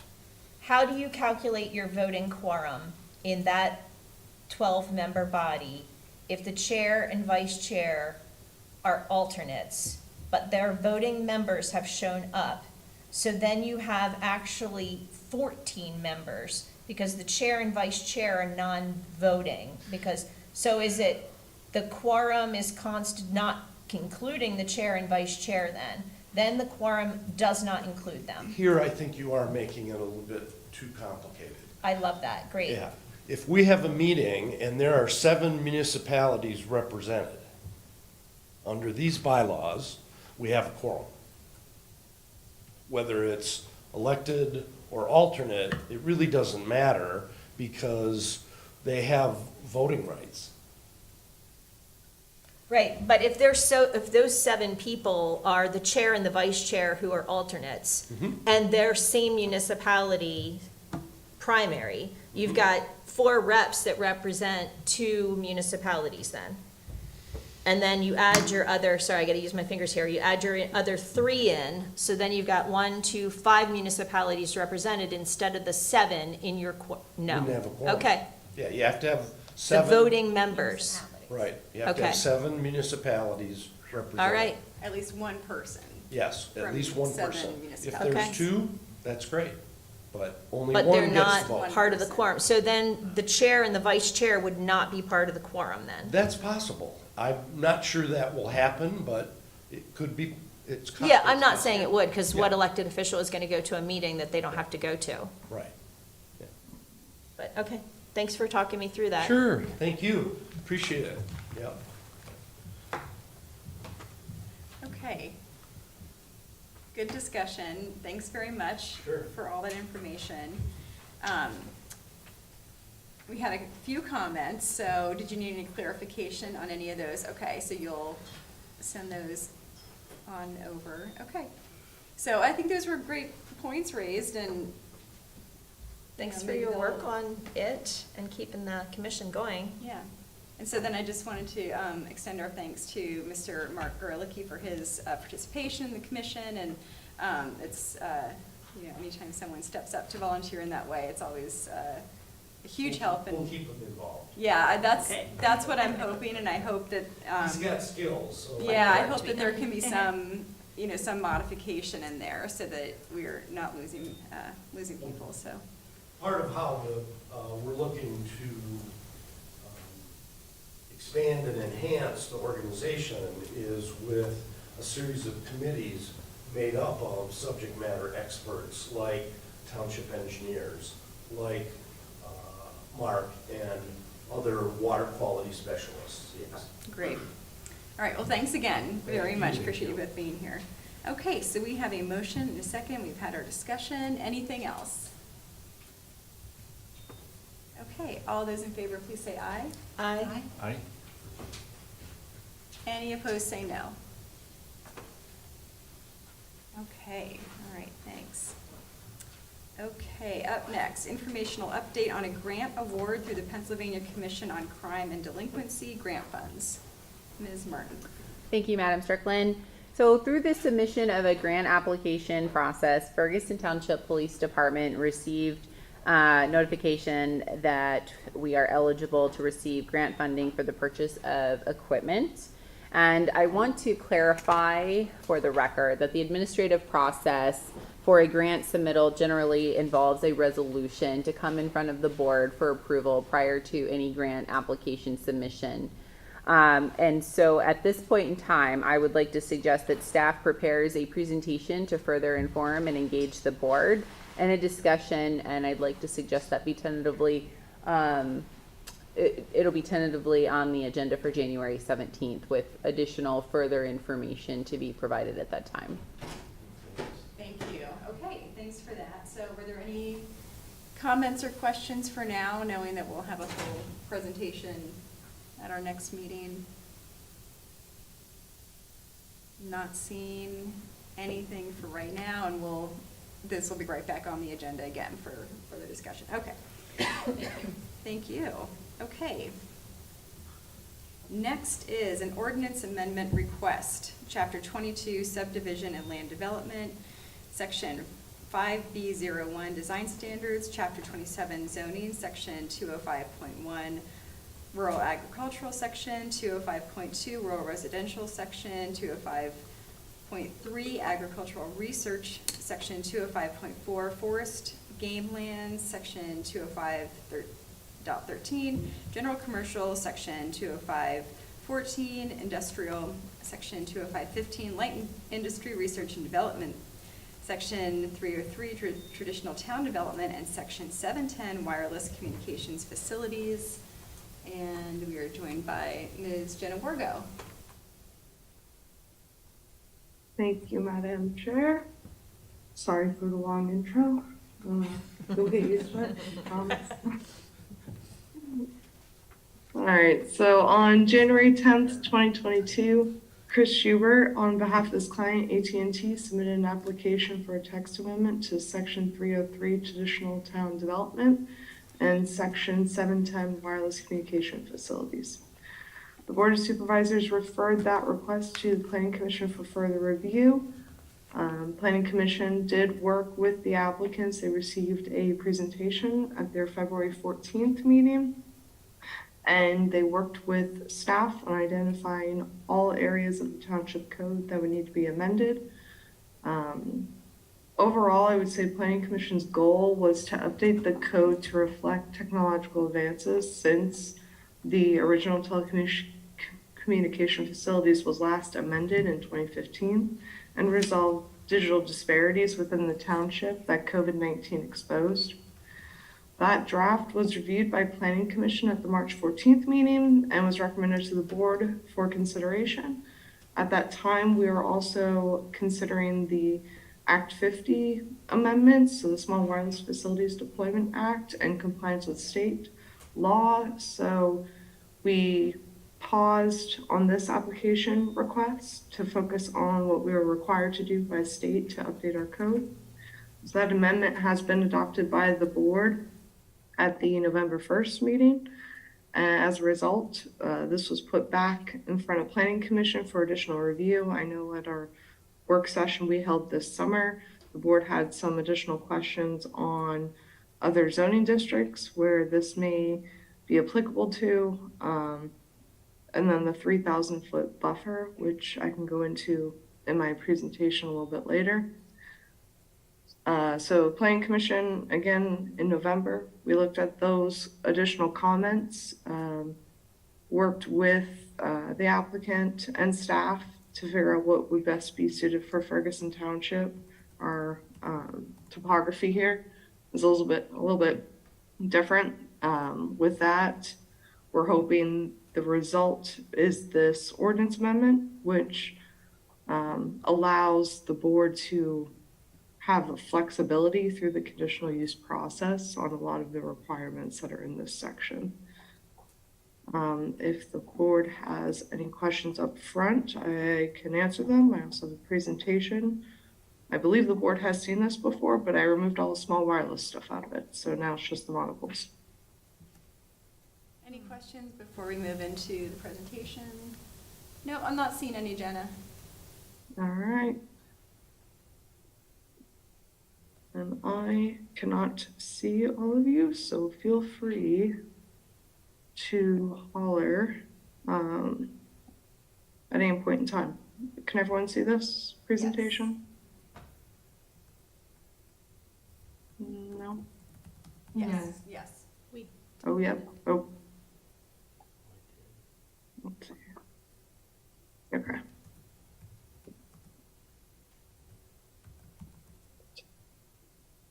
So gonna kind of go over what we're talking about today, examples, really the engineering of monopoles. I think that's the basis of how we get a lot of the regulations that we have today in most of our ordinances across the Commonwealth, as well as in comparison between our existing ordinance and the proposed amendment from Planning Commission, and just reviewing the conditional use process and what that would allow the board to have. So originally, we discussed the small wireless facilities, so the small little ones on the left side of the presentation. Those are essentially 5G. So what they do is they help with capacity, therefore highly populated areas. And then on the right side, we have the monopoles, which are the large poles that they really help with coverage when it comes to wireless communications. So some examples there, these can be on poles, rooftops, buildings, for the small wireless, and then the tower-based wireless communication facilities. These are the monopoles. These are the only types of wireless communication facilities that we permit in the township. So you may see some with guy wires, stuff like that. We do not permit those types. So the only type that we would see in Ferguson Township is the monopole. All right. So essentially, the engineering of these poles is obviously the heaviest part of the pole is going to be at the top. We require co-location, which means that if Verizon was proposing a monopole, they could not say no to AT&T, to whoever it may be who would want to co-locate on the top of that pole. So we actually require that in this ordinance amendment. And it's to cut down on having a lot of these monopoles built in the township for that reason. So as a result, they are top heavy. So what's been done engineering wise is the bottom 2/3 of that tower is over engineered, and structural certification from a engineer is required. And the idea is that if the pole were to fall, to fail, really, it would be at that top 2/3 point of the tower.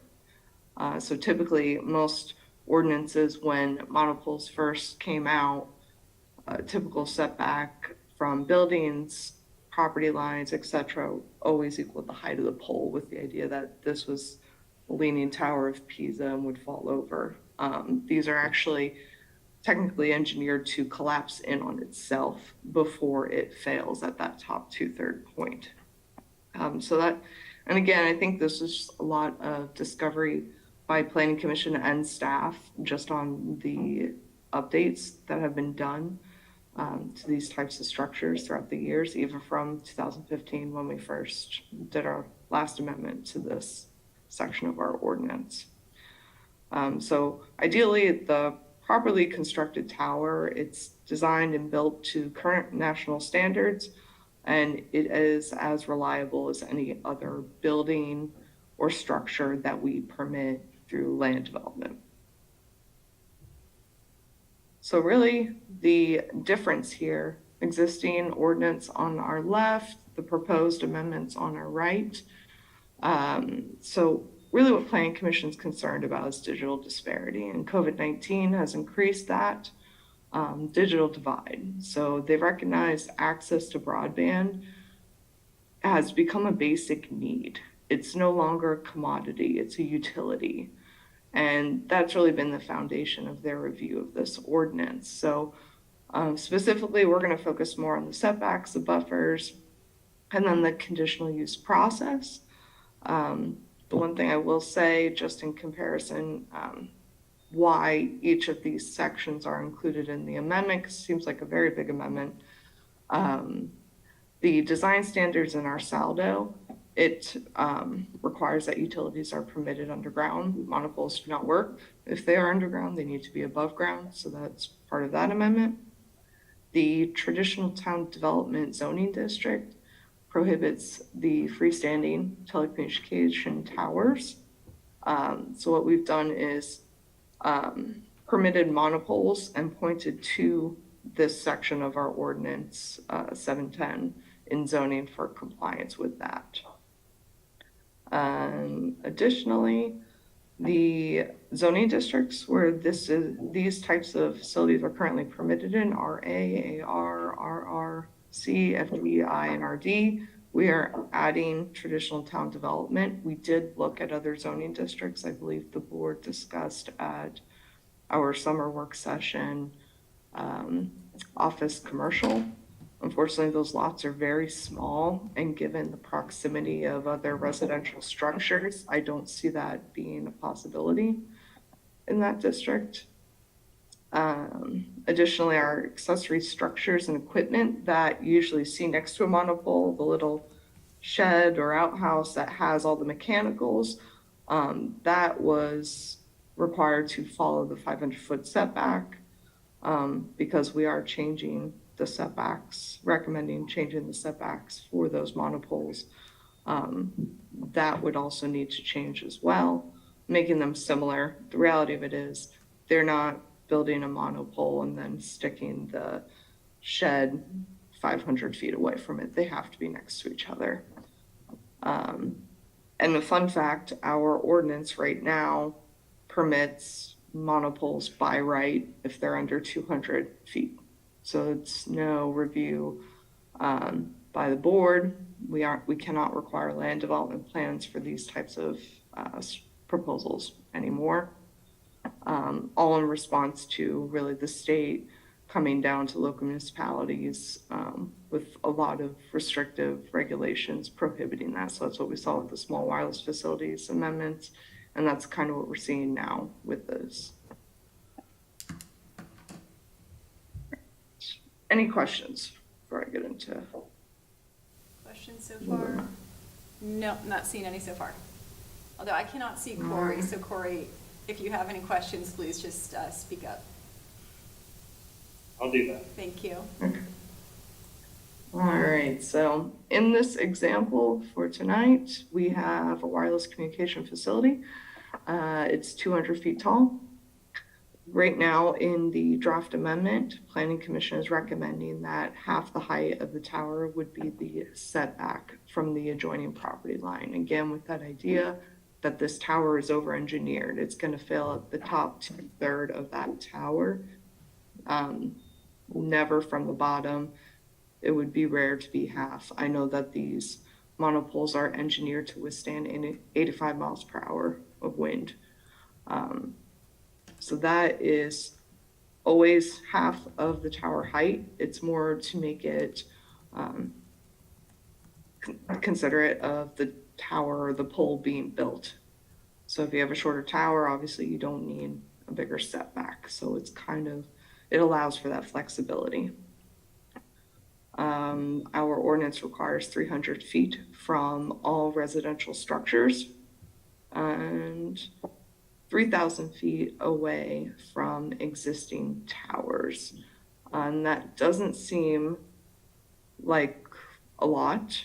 It's a little over half a mile. The reality of it is, given the topography of the township and trying to create that connectivity, there needs to be overlap. And these monopoles only have so many miles of coverage. And we can't plop down a 3,000 foot buffer here and then have another pole 4,000 feet away. There needs to be that overlay to ensure that there is coverage for everyone. So that was one of the biggest things that Planning Commission had to weigh, was the science of these poles, recognizing the topography of the township and being sensitive to that. Additionally, and again, the accessory structures, they must meet zoning district requirements, which they will, because the monopole setbacks would be extensive. So the conditional use is really what I want to talk about today. This is a very powerful tool. It's the most beautiful thing, I believe, that is recommended in this draft. And the idea of making this conditional use, it's to hold a public hearing. Input can be provided by residents. During the public hearing, the applicant must provide documentation that details the commitment to provide capacity on the tower to more than just one provider. Height justification is required if that pole is between 200 feet and 300 feet. We do not go beyond 300 feet because then we get into FAA and all those issues. So it's really, if the pole being proposed is 200 to 300, justification on that additional height needs to be provided. And it really needs to be that the additional height would negate the need to construct additional towers, and the burden of proof would be on the applicant for that. So within the current draft that Planning Commission has proposed, the board has the ability to modify any requirements in that section related to the siting and location of a monopole.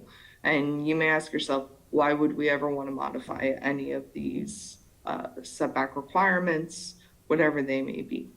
And I think it was more discussing opportunities that residents have had being approached by these providers.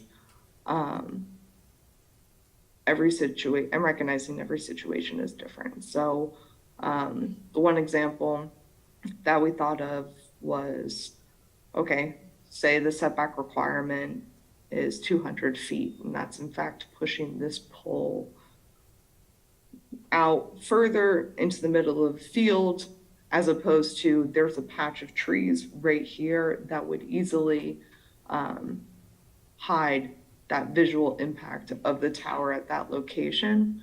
That would be part of that public hearing process that the board could consider if they would consider waiving any sort of height, any sort of setback requirement, etc. Same thing, a lot of the farmers, they have a lot of land on the west end. They may be approached by a provider. They want to rent part of their property to put a monopole on, and their farmhouse isn't 300 feet away from that tower. So the applicant or the property owner can testify at that public hearing that they are okay with that tower being closer than 300 feet as required by ordinance, with the reality that we would not be permitting any towers over 300 feet. In fact, it would be significantly less. So that's really the basis of Planning Commission's recommendation. I think it's recognizing that every situation is different, and having this as a conditional use process gives the board that flexibility to address these situations on a case-by-case basis. I think that's it. Thanks, Jenna. Okay, let me get my agenda back up. Okay, let's go ahead and take the motion if someone wants to make that. It's printed in your agenda. Mrs. Patty, I move that the Board of Supervisors authorize advertisement of a public hearing for consideration of the ordinance amendment. You have a second? I'll second that. Thanks, okay. Discussion on this. We can start here in the room. We'll go around for comments. I know board members have seen this before, and fortunately Jeremy has seen this as part of the Planning Commission because it's very complicated. And luckily we have taken part of it out, so it eases that up a little bit. But I know this is new to Corey, so if you want to ask anything, please feel free. We'll start here in the room. I'm looking at Jeremy, if you have any, you want to kick us off on some discussion? Yeah, I was gonna say Jenna gave a good presentation. One thing that, I don't know, it's like at the top of my mind with this, but nice thing is with a lot of these monopole facilities now, I think Jenna mentioned about like having it even closer to like trees instead of out in the middle of the field. You can definitely obscure it a little bit more. And as somebody that actually traveled 25 states last year by train, I think I might have seen a couple instances of these facilities where they did that or even gave the pole some type of a decorative touch that you really didn't even recognize it was that facility there wherever they had put it, so. Okay, thank you. Patty, you anything? No, I really appreciate the consideration that's been given to it by staff and the planning commission. I like the idea of the conditional use. I like the idea that that more than one provider can use the top of the pole, et cetera. All of that is just brilliant, and thankfully no more wires. So again, thank you for all of that. Thanks, Laura. Thanks, Jenna. Could you just do kind of like a off-the-cuff layperson's explanation of where these are allowed? So, for example, in the residential districts, like rural residential, so what's the lot size and what's the setback? And then, is it allowed in other residential districts? Sorry, I'm kind of doing the layperson lazy version of my question here, so thank you for spoon feeding it to me. Yeah, no problem. So the newest amendment obviously would be the TTD zoning district, where there is residential permitted. There's also commercial, a bunch of different uses permitted in that zoning district. Rural residential is the other zoning district as well. Let's get to the quick views. That really goes into what size lot that these monopoles will be permitted in. You will notice that staff, while we are going through and reviewing, we added in communication facilities and communication towers as conditional use throughout the whole amendment, because we realized either communication towers were permitted, communication facilities weren't. They go hand in hand. You can't have one without the other, really. So that's part of our amendment as well. All right, so let's see, rural agriculture over here. So most of the bulk area categories, at least for rural agriculture, it's 1 acre minimum, 2 acre max, all conditional use, either as principal or accessory. I'm sorry, is that RA or is that RR, Jenna? That is RA. Okay. RR, we are permitting it, so really on the basis of the state amendments to the small wireless facilities, we're lumping them into the category of utilities. So you'll notice that wind energy systems, later on you may see emergency services, I forget what we call it, essential services as well. So that's the category that we have really permitted these types of uses in. So that means most every, of them, I'm sorry to interrupt, does that mean everywhere then, in every lot size, so like 3 acres and under in rural residential, this is gonna be conditional use essentially it will permitted? depend on the size of the lot. So we have, instead of creating another area bulk category, we've essentially pointed this to 27,710. So if you can make the setbacks, the buffer, all the no residential home within 300 feet, then this is a permitted use. So that's really how Jeff and I went about this. We couldn't fit it into an area bulk category because of the flexibility of the setback requirements.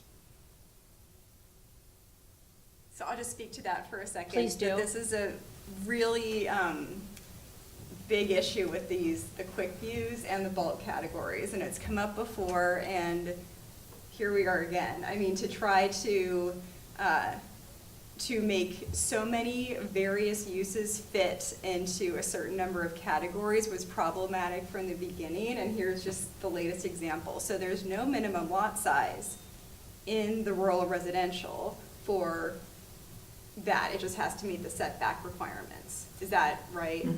So, Yep.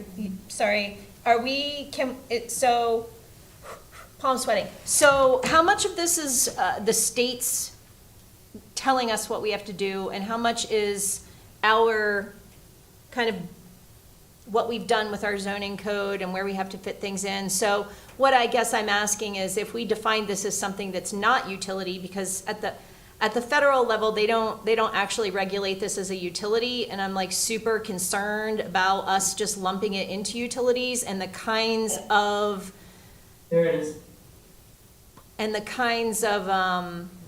privileges that then involves. So like the CEO of Comcast makes $33 million a year, right? And we're like kind of funding the expansion of this. We're kind of zoning it as something that can be done everywhere. And the first time somebody tries to put however many hundreds of feet of monopole in their rural residential 4-acre residential lot, this is just going to be an entire crisis. And I am 100% sure that we're going to have somebody that's going to want to participate in that if we're allowing it, because it's a financial opportunity. My parents were approached in the Harrisburg area to put one of these in their backyard. So what kind of protections can we offer our residents while complying with the state's requirements in the context of our current zoning ordinance that doesn't involve kind of a blanket allowance in these residential areas? I'm not talking about the IRD and this commercial and the office commercial and the TTD and the TS, I'm talking about residential areas, which RR is constantly pigeonholed as not residential because some of the larger lots look very not residential, but those smaller lots are 100% residential.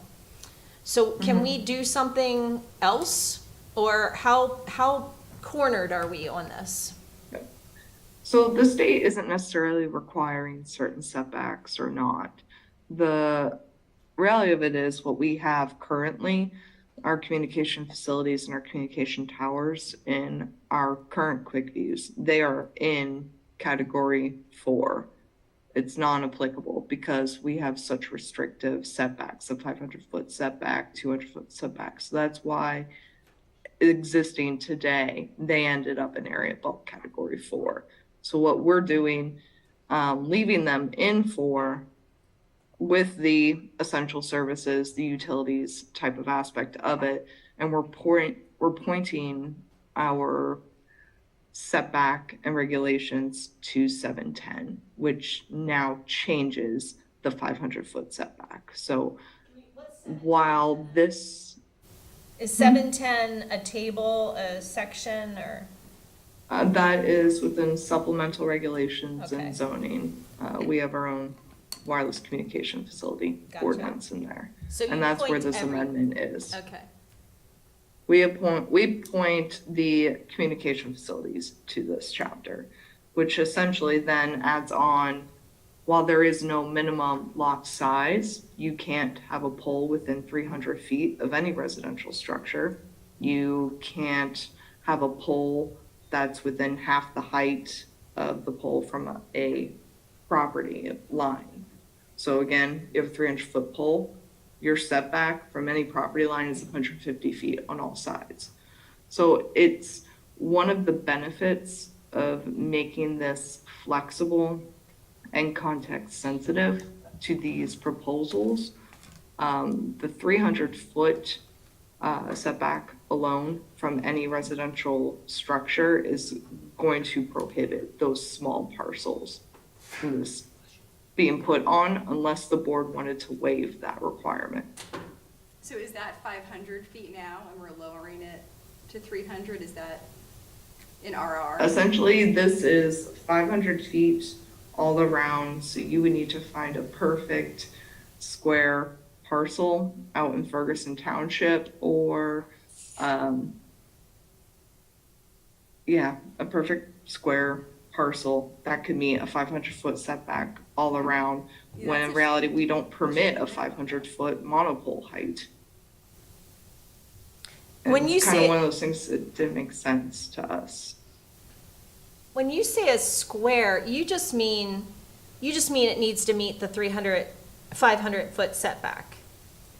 All around, every Right? single So property it could be a line. rectangle, it just has to be at least that big of a space. Okay. Yep. Sorry. Yeah. So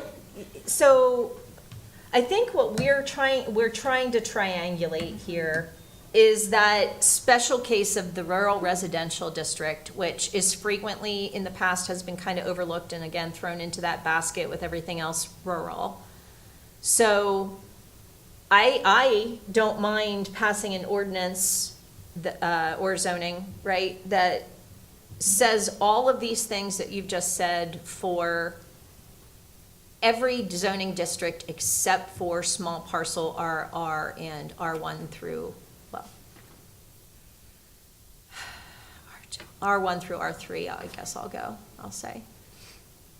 Maybe the TSD, but that's changing. But if we're focusing in on the rural residential, how can we, so I'm just thinking of the 2 RR neighborhoods that I know of. And I think the rest are like this too. We talked about this in the zoning map revision, is that the way that the development happens out in the West End is one parcel is subdivided and then it's sandwiched with 10-acre parcels and then it gradiates up from those small parcels. So what you typically have in that development pattern is those small parcels are sandwiched by those 10-acre parcels, which means that 150 feet, if I understand then this, 150 feet back from that property line into that 10-acre parcel, if there's not a house right there, that can be your monopole. If there isn't a residential home on that small lot, yeah, they're good. The residential home, that 300-foot Oh, 300. Okay. buffer setback from any residential home. That doesn't mean the home on the property. Okay. That's any home within 300 feet of that Okay, monopole. so, right, okay, so if it's not set back further in than that by 150 feet, okay. Okay.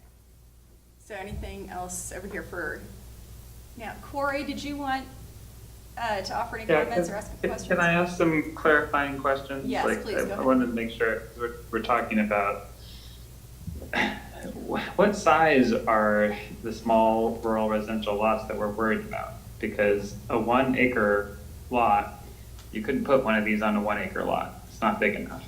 So are we talking about small rural residential that's larger than an acre lot? Yeah, should I answer?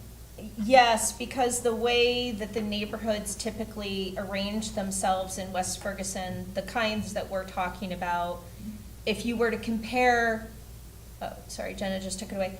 In the RR lot sizes, that's okay, we don't need it.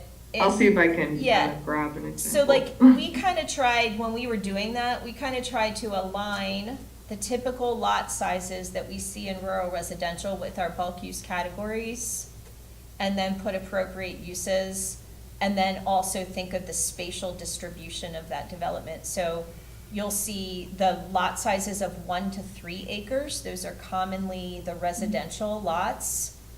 And they typically have residential uses, but then they are also typically sandwiched by 10-acre lots. And so the reason why we were focused on this when we were doing our zoning is because we had devised this new system of these bulk use categories where within an individual zoning district, you could have multiple uses, whereas before, you would only have that one use across the whole zoning district. So what we had to pay attention to was if we had conflicting uses then within the same zoning district. So those small lots then being sandwiched between 10-acre lots, you have to also be concerned about what's allowed on the 10-acre lot and how far that's set back from those residential homes because of what we did. So, yes, Corey, most of the residential lots are 1 to 3 acres, but they're all adjacent to 10-acre lots that then we have to be careful of the use that we allow there because they can be seen as a much more of a rural kind of a lot with rural uses that are sometimes really conflicting with residential uses. Does that explain it? Okay. Well, I appreciate the presentation, and this is something that I looked over carefully, mainly because I've been tracking the progress of the proposed monopole off Blue Course, because it is my neighborhood area that is impacted by the poor cellular coverage that we currently have in our township because of the lack of monopoles in that area. I appreciate using the conditional use process in these revisions. I think that that's the smart way to go so that we retain some control over the process. I guess I am less concerned given the changes, because I'm going to assume that the wireless companies are only going to want to put these things where they make sense. And that's where there are going to be lots of people. So I appreciate the thought that's gone into it, and I think it will help expand coverage in our township. Can you speak to that? Yes, go ahead. Thanks, Corey. Yeah, I think that we could actually address the concerns of the rural residential dwellers and allow for the population of the the more populated areas with monopoles. I guess I would offer a caution there that the idea that we wouldn't be serving the West End with broadband, because members of this board have advocated greatly for going after funds and interest in that broadband expansion for our West End neighbors. So I guess I would caution us that in our desire for that service, that we make sure that we're deliberate about how we allow that. And if a minor change to the ordinance can both allow for service in the populated areas and also make sure that as we expand broadband into the West End, we don't negatively impact those residential properties, which are under assault at all times, in terms of uses out there in the West End. I think that we could probably endeavor to do that. So those are my thoughts on that matter. I think we could kill the two birds with the one stone, as they say.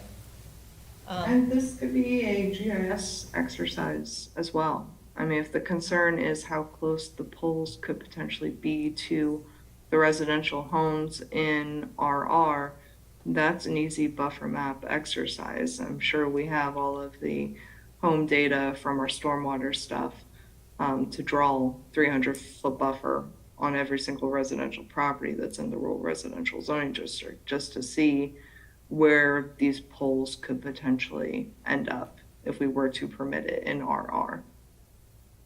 That would be an amazing thing, Jenna. That would be really good due diligence to make sure that we are not opening that door.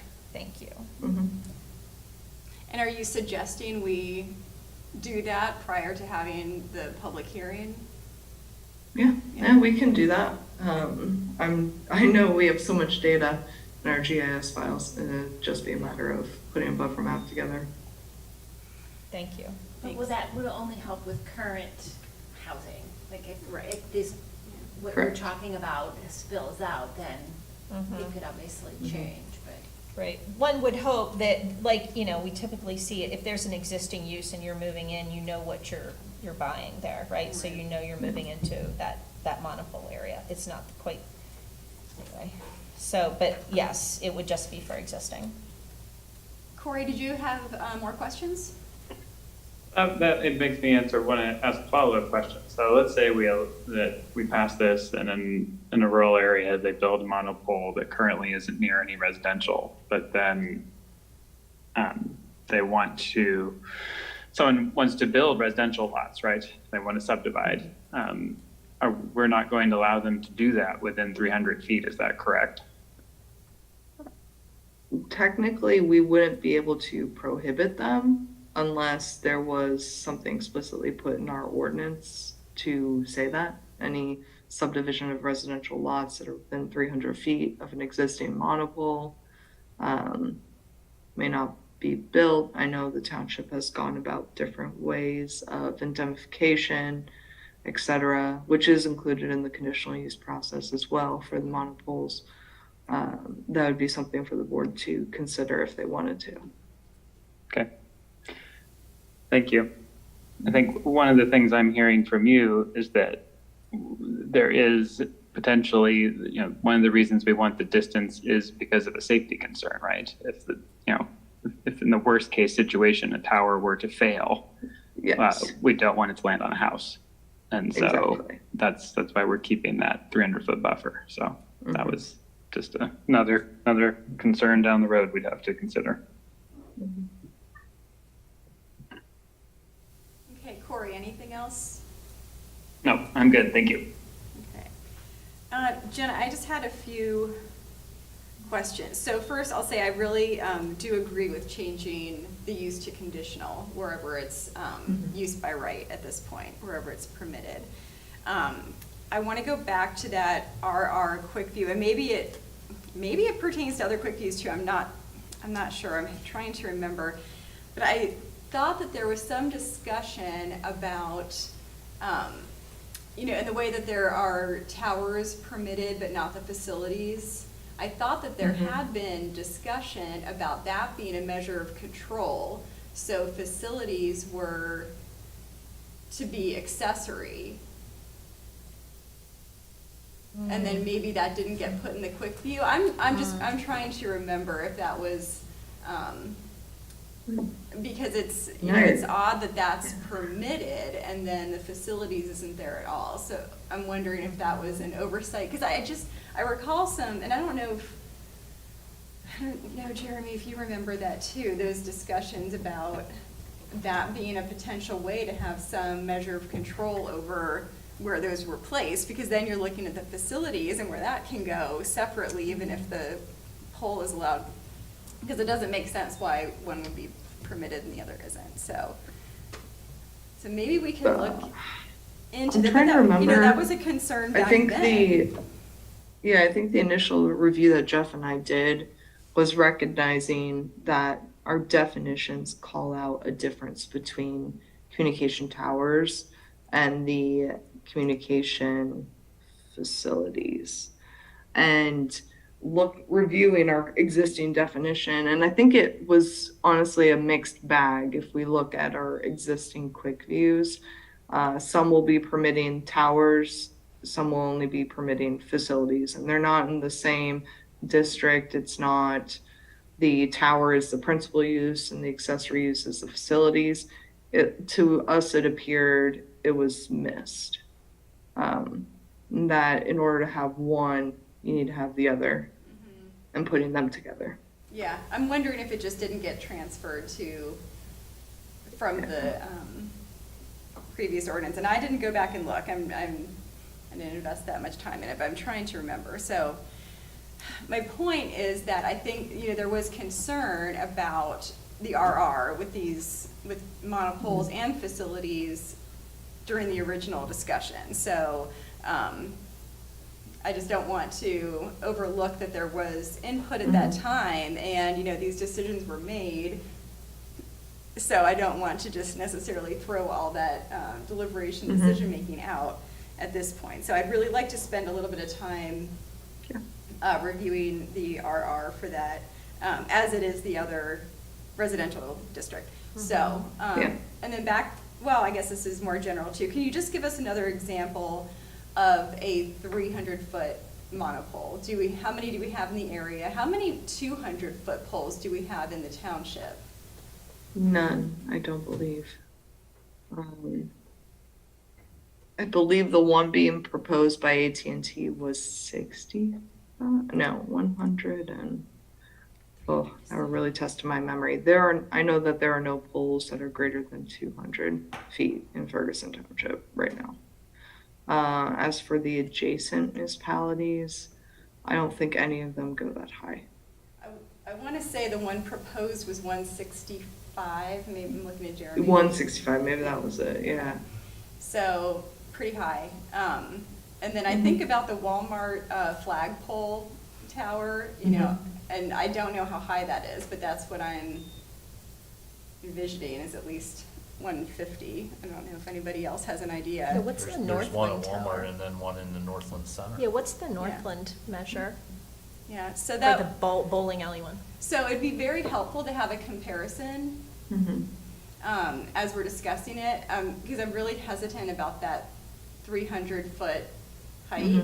So if we can see, you know, how many, are you aware if there's other 300-foot monopoles in the region? I know I can easily find out. Okay, yeah, I that'd think just be the helpful. point of the flexibility is if you go by Myers Dairy, they just put a monopole in, and it's a very short monopole because they are situated on top of a hill.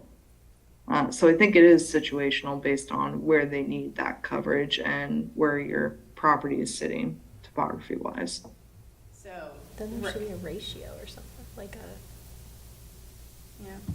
300 feet is so high. It's very high. I mean, just from what I was looking through, very high for a monopole. So I'd really like to just see some more examples of that and some, you know, even though we'd have to, I understand, you know, it would have to be reviewed later, but to even allow that in at this point, I really want to look a lot further at that.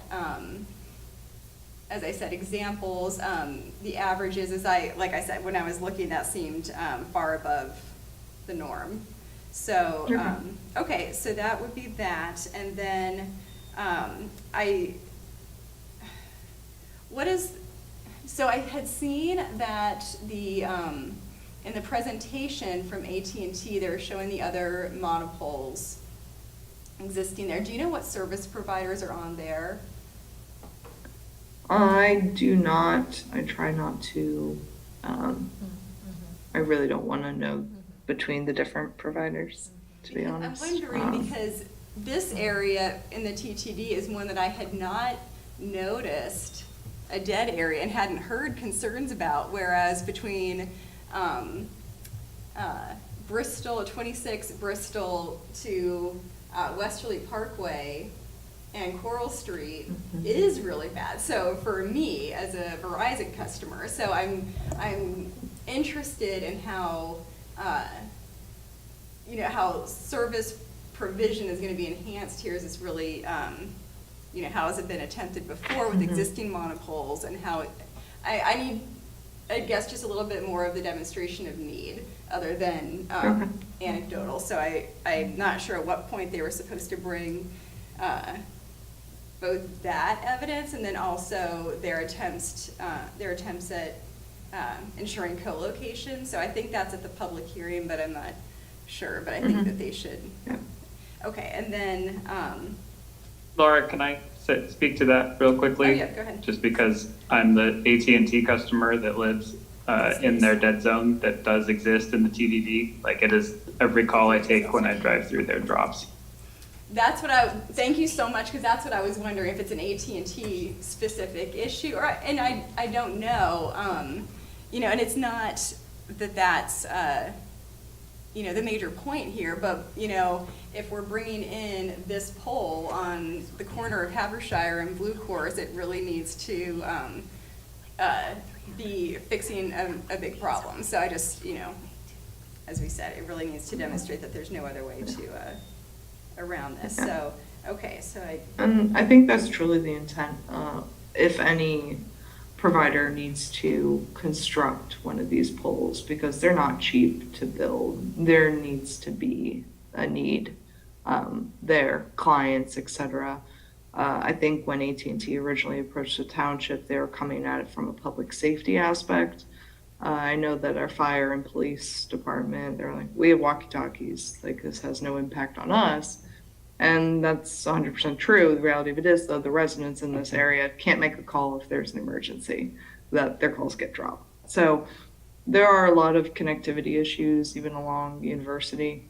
And it's really going to depend on the context of the area. So in the TSD, monopole may not make sense. Those lots are really small. They would never be able to make all the setback requirements work. And those small wireless facilities, the 5G ones, may be their answer for that. So it's really context sensitive.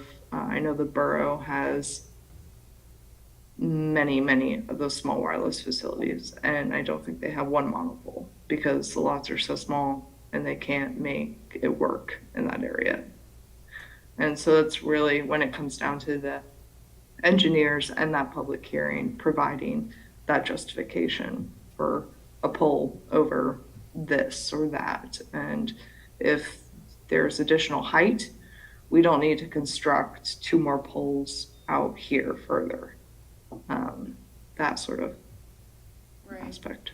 Okay, and then I just wanted to, so is there a requirement for a minimum number of service providers on a monopole?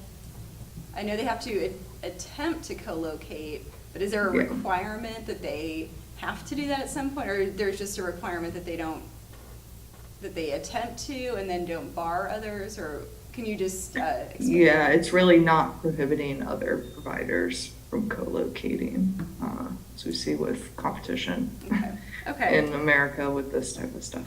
So. And then there was a mention about the trees on an ag lot, and if the setback is trying to allow for it to be camouflaged in the trees, and I'm wondering what other type of camouflage conditions could we put on monopoles?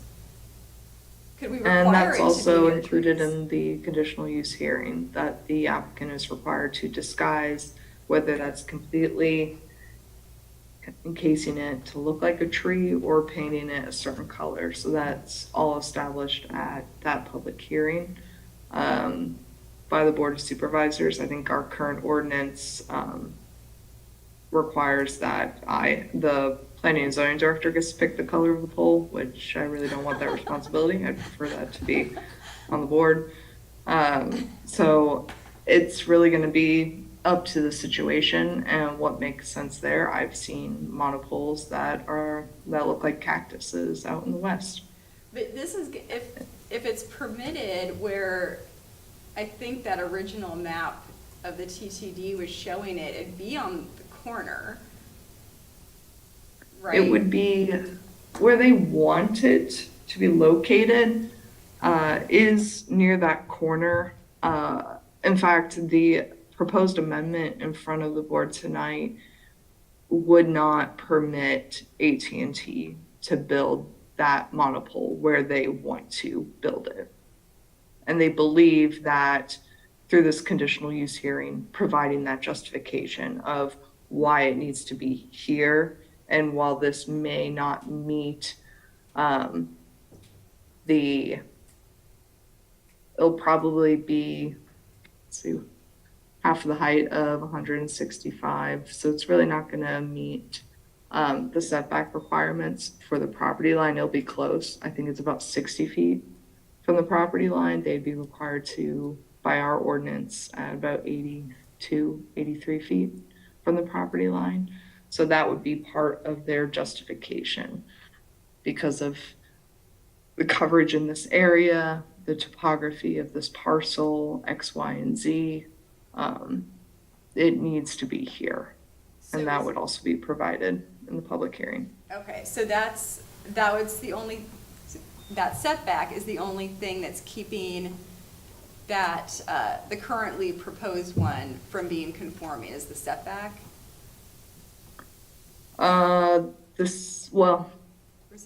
The application that they submitted, I wouldn't even call it an application, it was more of supplementary information that they provided with their text amendment request. So the last I saw of it, they could not meet the setback requirements of half the height of the pole.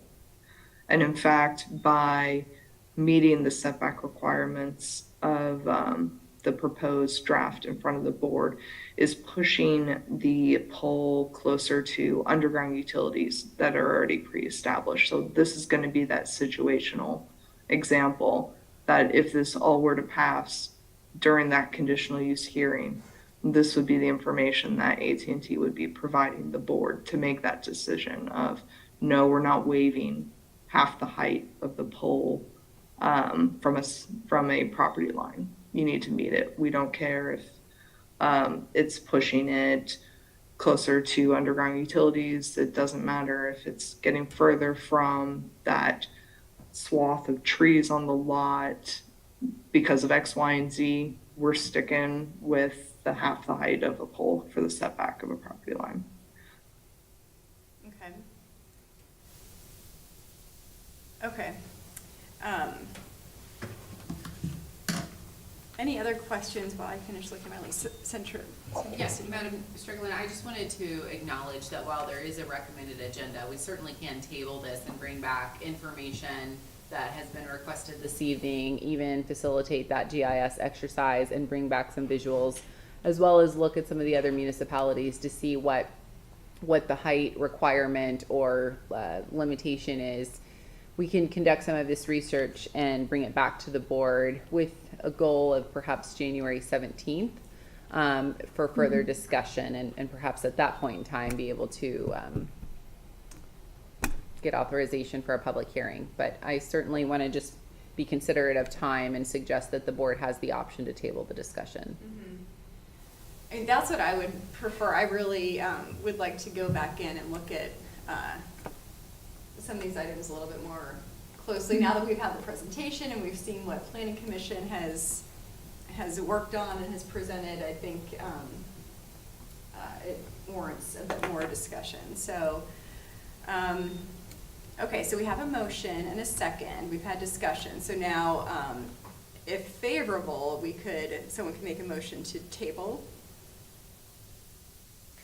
I'm looking at my Robert's In rules. Roberts, I think that's my understanding, because motion to table, I don't think you have to withdraw the other motion, but I'm really not sure. I just served 2 years as chair, so I'm definitely not sure. Can I make a motion to table it till? We don't know if you can. Or You could withdraw the think you have motion to on the write it. table, and then you can table the item for a Okay. future meeting. Who made the motion? Okay, I'll make the motion who made the motion? Yeah, Was it you? it wasn't me. Yes, I Yes, believe it was Jeremy and you seconded.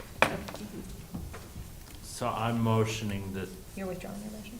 oh, You're withdrawing. I move to withdraw. If you the agree. motion. If you agree. Yes. Yeah. It was just suggesting it's an option. Yeah. Thanks. okay, thank you. Do we have a second? The motion I to think, withdraw. I think then the seconder just has to withdraw their second. Yes. but Oh, I- and then you I'm not withdraw sure your about second. that. And I Right, withdraw my right. second, yes, table it. And then, I'll make a So motion to motion. table it till our next meeting. And I will second the tabling. Okay. and I would like to just first, just confirm with Jenna if she thinks we can conduct the, the research and get it back in front of the board on January 17th, the information requested. Yeah. Okay. A lot of the poles in the region are owned by providers. They have all across the board been more than willing to provide the info on heights for the poles that are currently existing, so we can get that info. And then GIS exercise won't take long. That's so helpful, thank you. Okay, so now we have a motion and a second to table this item until the next regular meeting of the board. Okay, all those in favor, please say aye. Aye. Aye.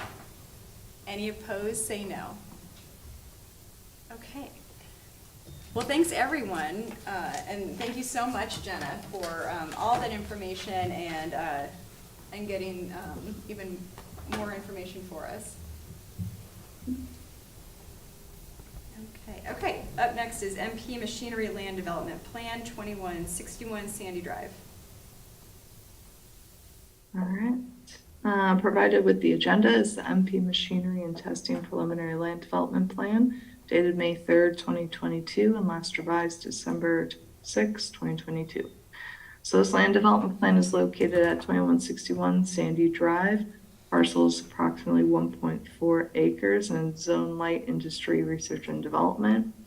This plan proposes the construction of an 8,000 square foot addition to the existing building.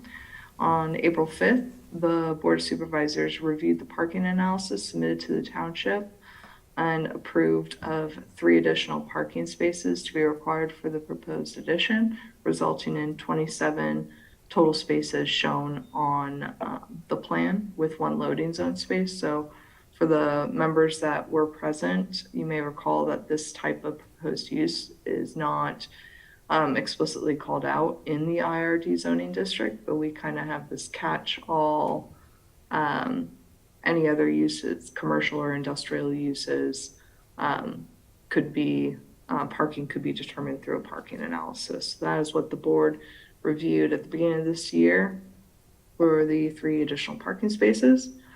Planning Commission reviewed this resubmission at the December 12th regular meeting and recommended conditional approval of the preliminary land development plan, subject to the conditions described in my memorandum dated December 27th, 2022.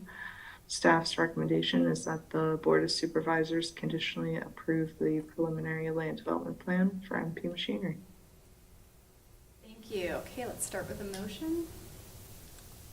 I move that the Board of Supervisors conditionally approve the MP Machinery preliminary land development plan subject to conditions described in the planning director's memorandum dated December 27th, 2022. Thank you. Mrs. Patty, I'll second. Thank you. Any discussion? Not seeing any? Okay. All those in favor, please say aye. Aye. Any opposed, please say no. Okay, thank you. Thank you, Jenna. Okay, up next, parking study on Butt Street, and this will be presented by Dave Modricker, the Director of Public Works. Good evening. Some months ago, the township was requested by residents to take a look at the parking restrictions on Butt Street. The request was then forwarded to the Board of Supervisors. The board directed the township engineer to conduct a study. The study's required before we make any ordinance changes and then, do any postings on the road. So attached to your packet is the study that was conducted. I think what I'd like to do is just share my screen and show you some of the before and after restrictions that are proposed, and I have to ask the host to enable screen sharing for me. Thank you, host. All right, let's move this here. Is that visible? Yes. Okay, so we have let me just shrink this just a little bit.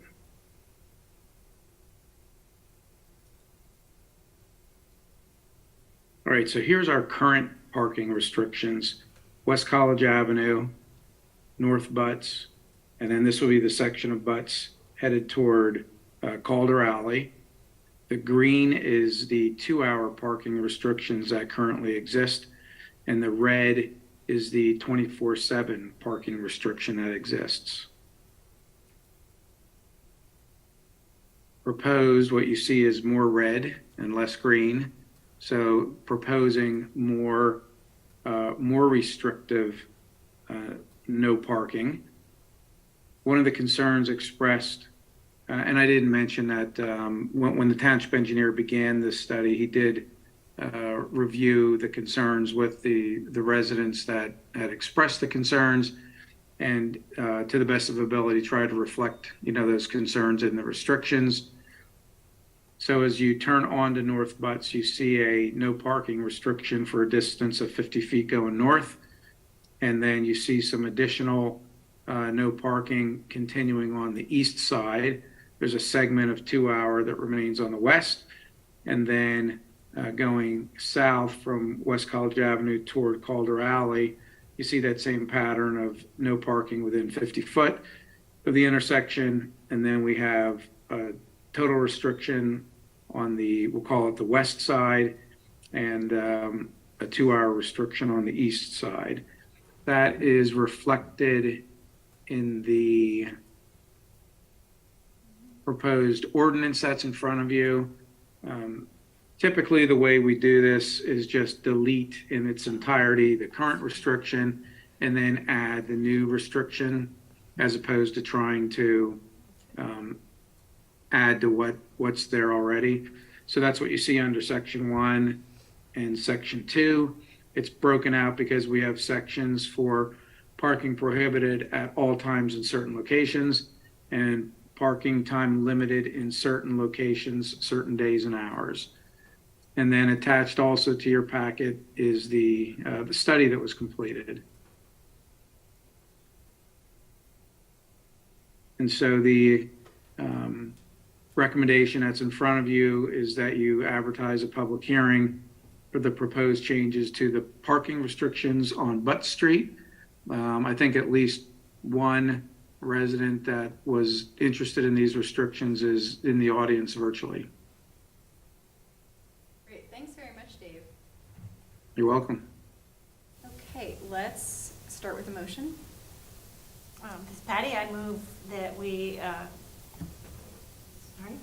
the Board of Supervisors advertise for a public hearing of the proposed parking, changes to parking restrictions on Butt Street. Okay, we have a second. I will second that. Thank you. Okay, any discussion on this? Not seeing any. Okay, all those in favor, please say aye. Can I say something? Yes, thanks. Rhonda, go ahead. Okay, hi. Thank you. I just want to say thank you for being concerned about our safety on this street. And I look forward to the meeting, to the hearing, or whatever you call it, the meeting about it. Thank you, Rhonda. Okay. All right, any other discussion? Just echo that thanks. Thanks so Yeah. much to staff for getting it done. Mhm. So, much appreciated. Yep, thank you. Okay, all those in favor, please say aye. Aye. Aye. Any opposed, say no. Okay. And we are moving on to review and consideration of diversity, equity, and inclusion initiatives and acknowledgements by the township in 2023. Manager Martin. Thank you, Madam Strickland. Provided with the agenda is a narrative summarizing the initiation of this agenda item, which was, I believe, proposed July of 2022 as we were having as part of our order of agenda for business. We revised it in 2022 to include special reports. And so for our new two supervisors, I'm kind of going back to identify how we got here with proposing this. And as part of the revision to our agenda in 2022, we added in our special reports broken into those very specific categories, one being the diversity, equity, and inclusion. And quite honestly, not having a lot of diversity programs to share on or share about, we would find ourselves having little to share in terms of consistent reporting.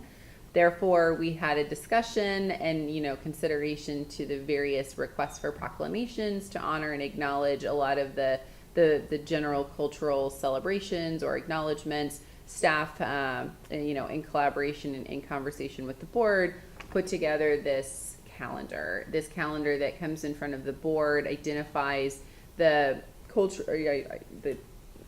that is essentially is inclusive to identify the various proclamations and areas of importance and cultural events, as well as federal holidays that are recognized by the township. And we are continuing with that practice to bring it back in front of you. Should it be approved, every item listed in this calendar you'll find when that appropriate date or month is in front of us, you'll find that recognition and acknowledgement in that special report section under DEI. And I also will note one item to share with the board for your consideration to bring into that DEI calendar, the Public Service Week, which is May 7th to May 13th, which would allow staff to also bring increased recognition to public service and local government and what we do. And with that, there is a recommended motion for your consideration in the agenda. Thank you. Okay, would someone like to make that motion? Yes, I move that the Board of Supervisors approve the Diversity, Equity, and Inclusion Initiatives and Acknowledgements Calendar for 2023. Is there a second? This is Patty, I'll second. I couldn't find that charge. The chart? It's not a big deal, I'm sure it's What? fine. I couldn't find the attachment. Was there to be a calendar attached to the packet? It wasn't an actual calendar, it was a Word document listing the dates. Do you mean the ABC presentation schedule? No. I could not find, I couldn't find. Okay. Well, we can table this for the next if you would like to see it. I will share that it's everything that you Yeah. approved Yeah. in the 2022 calendar. There were no additions. Okay. But at any Yeah, time, the I board support can make that. additions, Right. right? It's just what we've put together is just a replicate of what we had in front of you last year. Wonderful. Perfect. Okay. Is that okay? Perfect. That's absolutely Okay. wonderful. Yeah, thanks for just Everyone's okay verbally with that? describing I- that. yeah, I am. Absolutely. I'm looking Thank at you. Corey. Okay. And so did you second that? I or- don't I'm know. sorry. I am now. Laura seconds. Okay. Okay, thank you. I thought I heard it, but then I wasn't Yep. sure.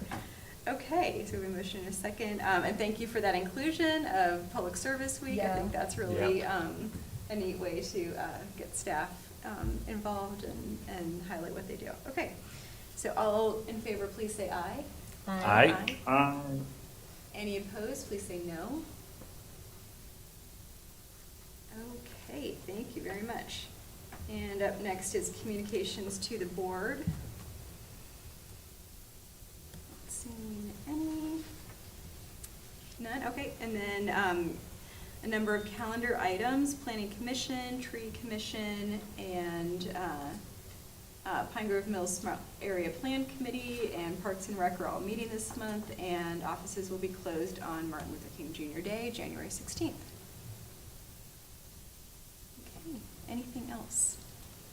I believe Coffee and Conversation was announced today, the Oh. date for that. Yeah, that is, yeah.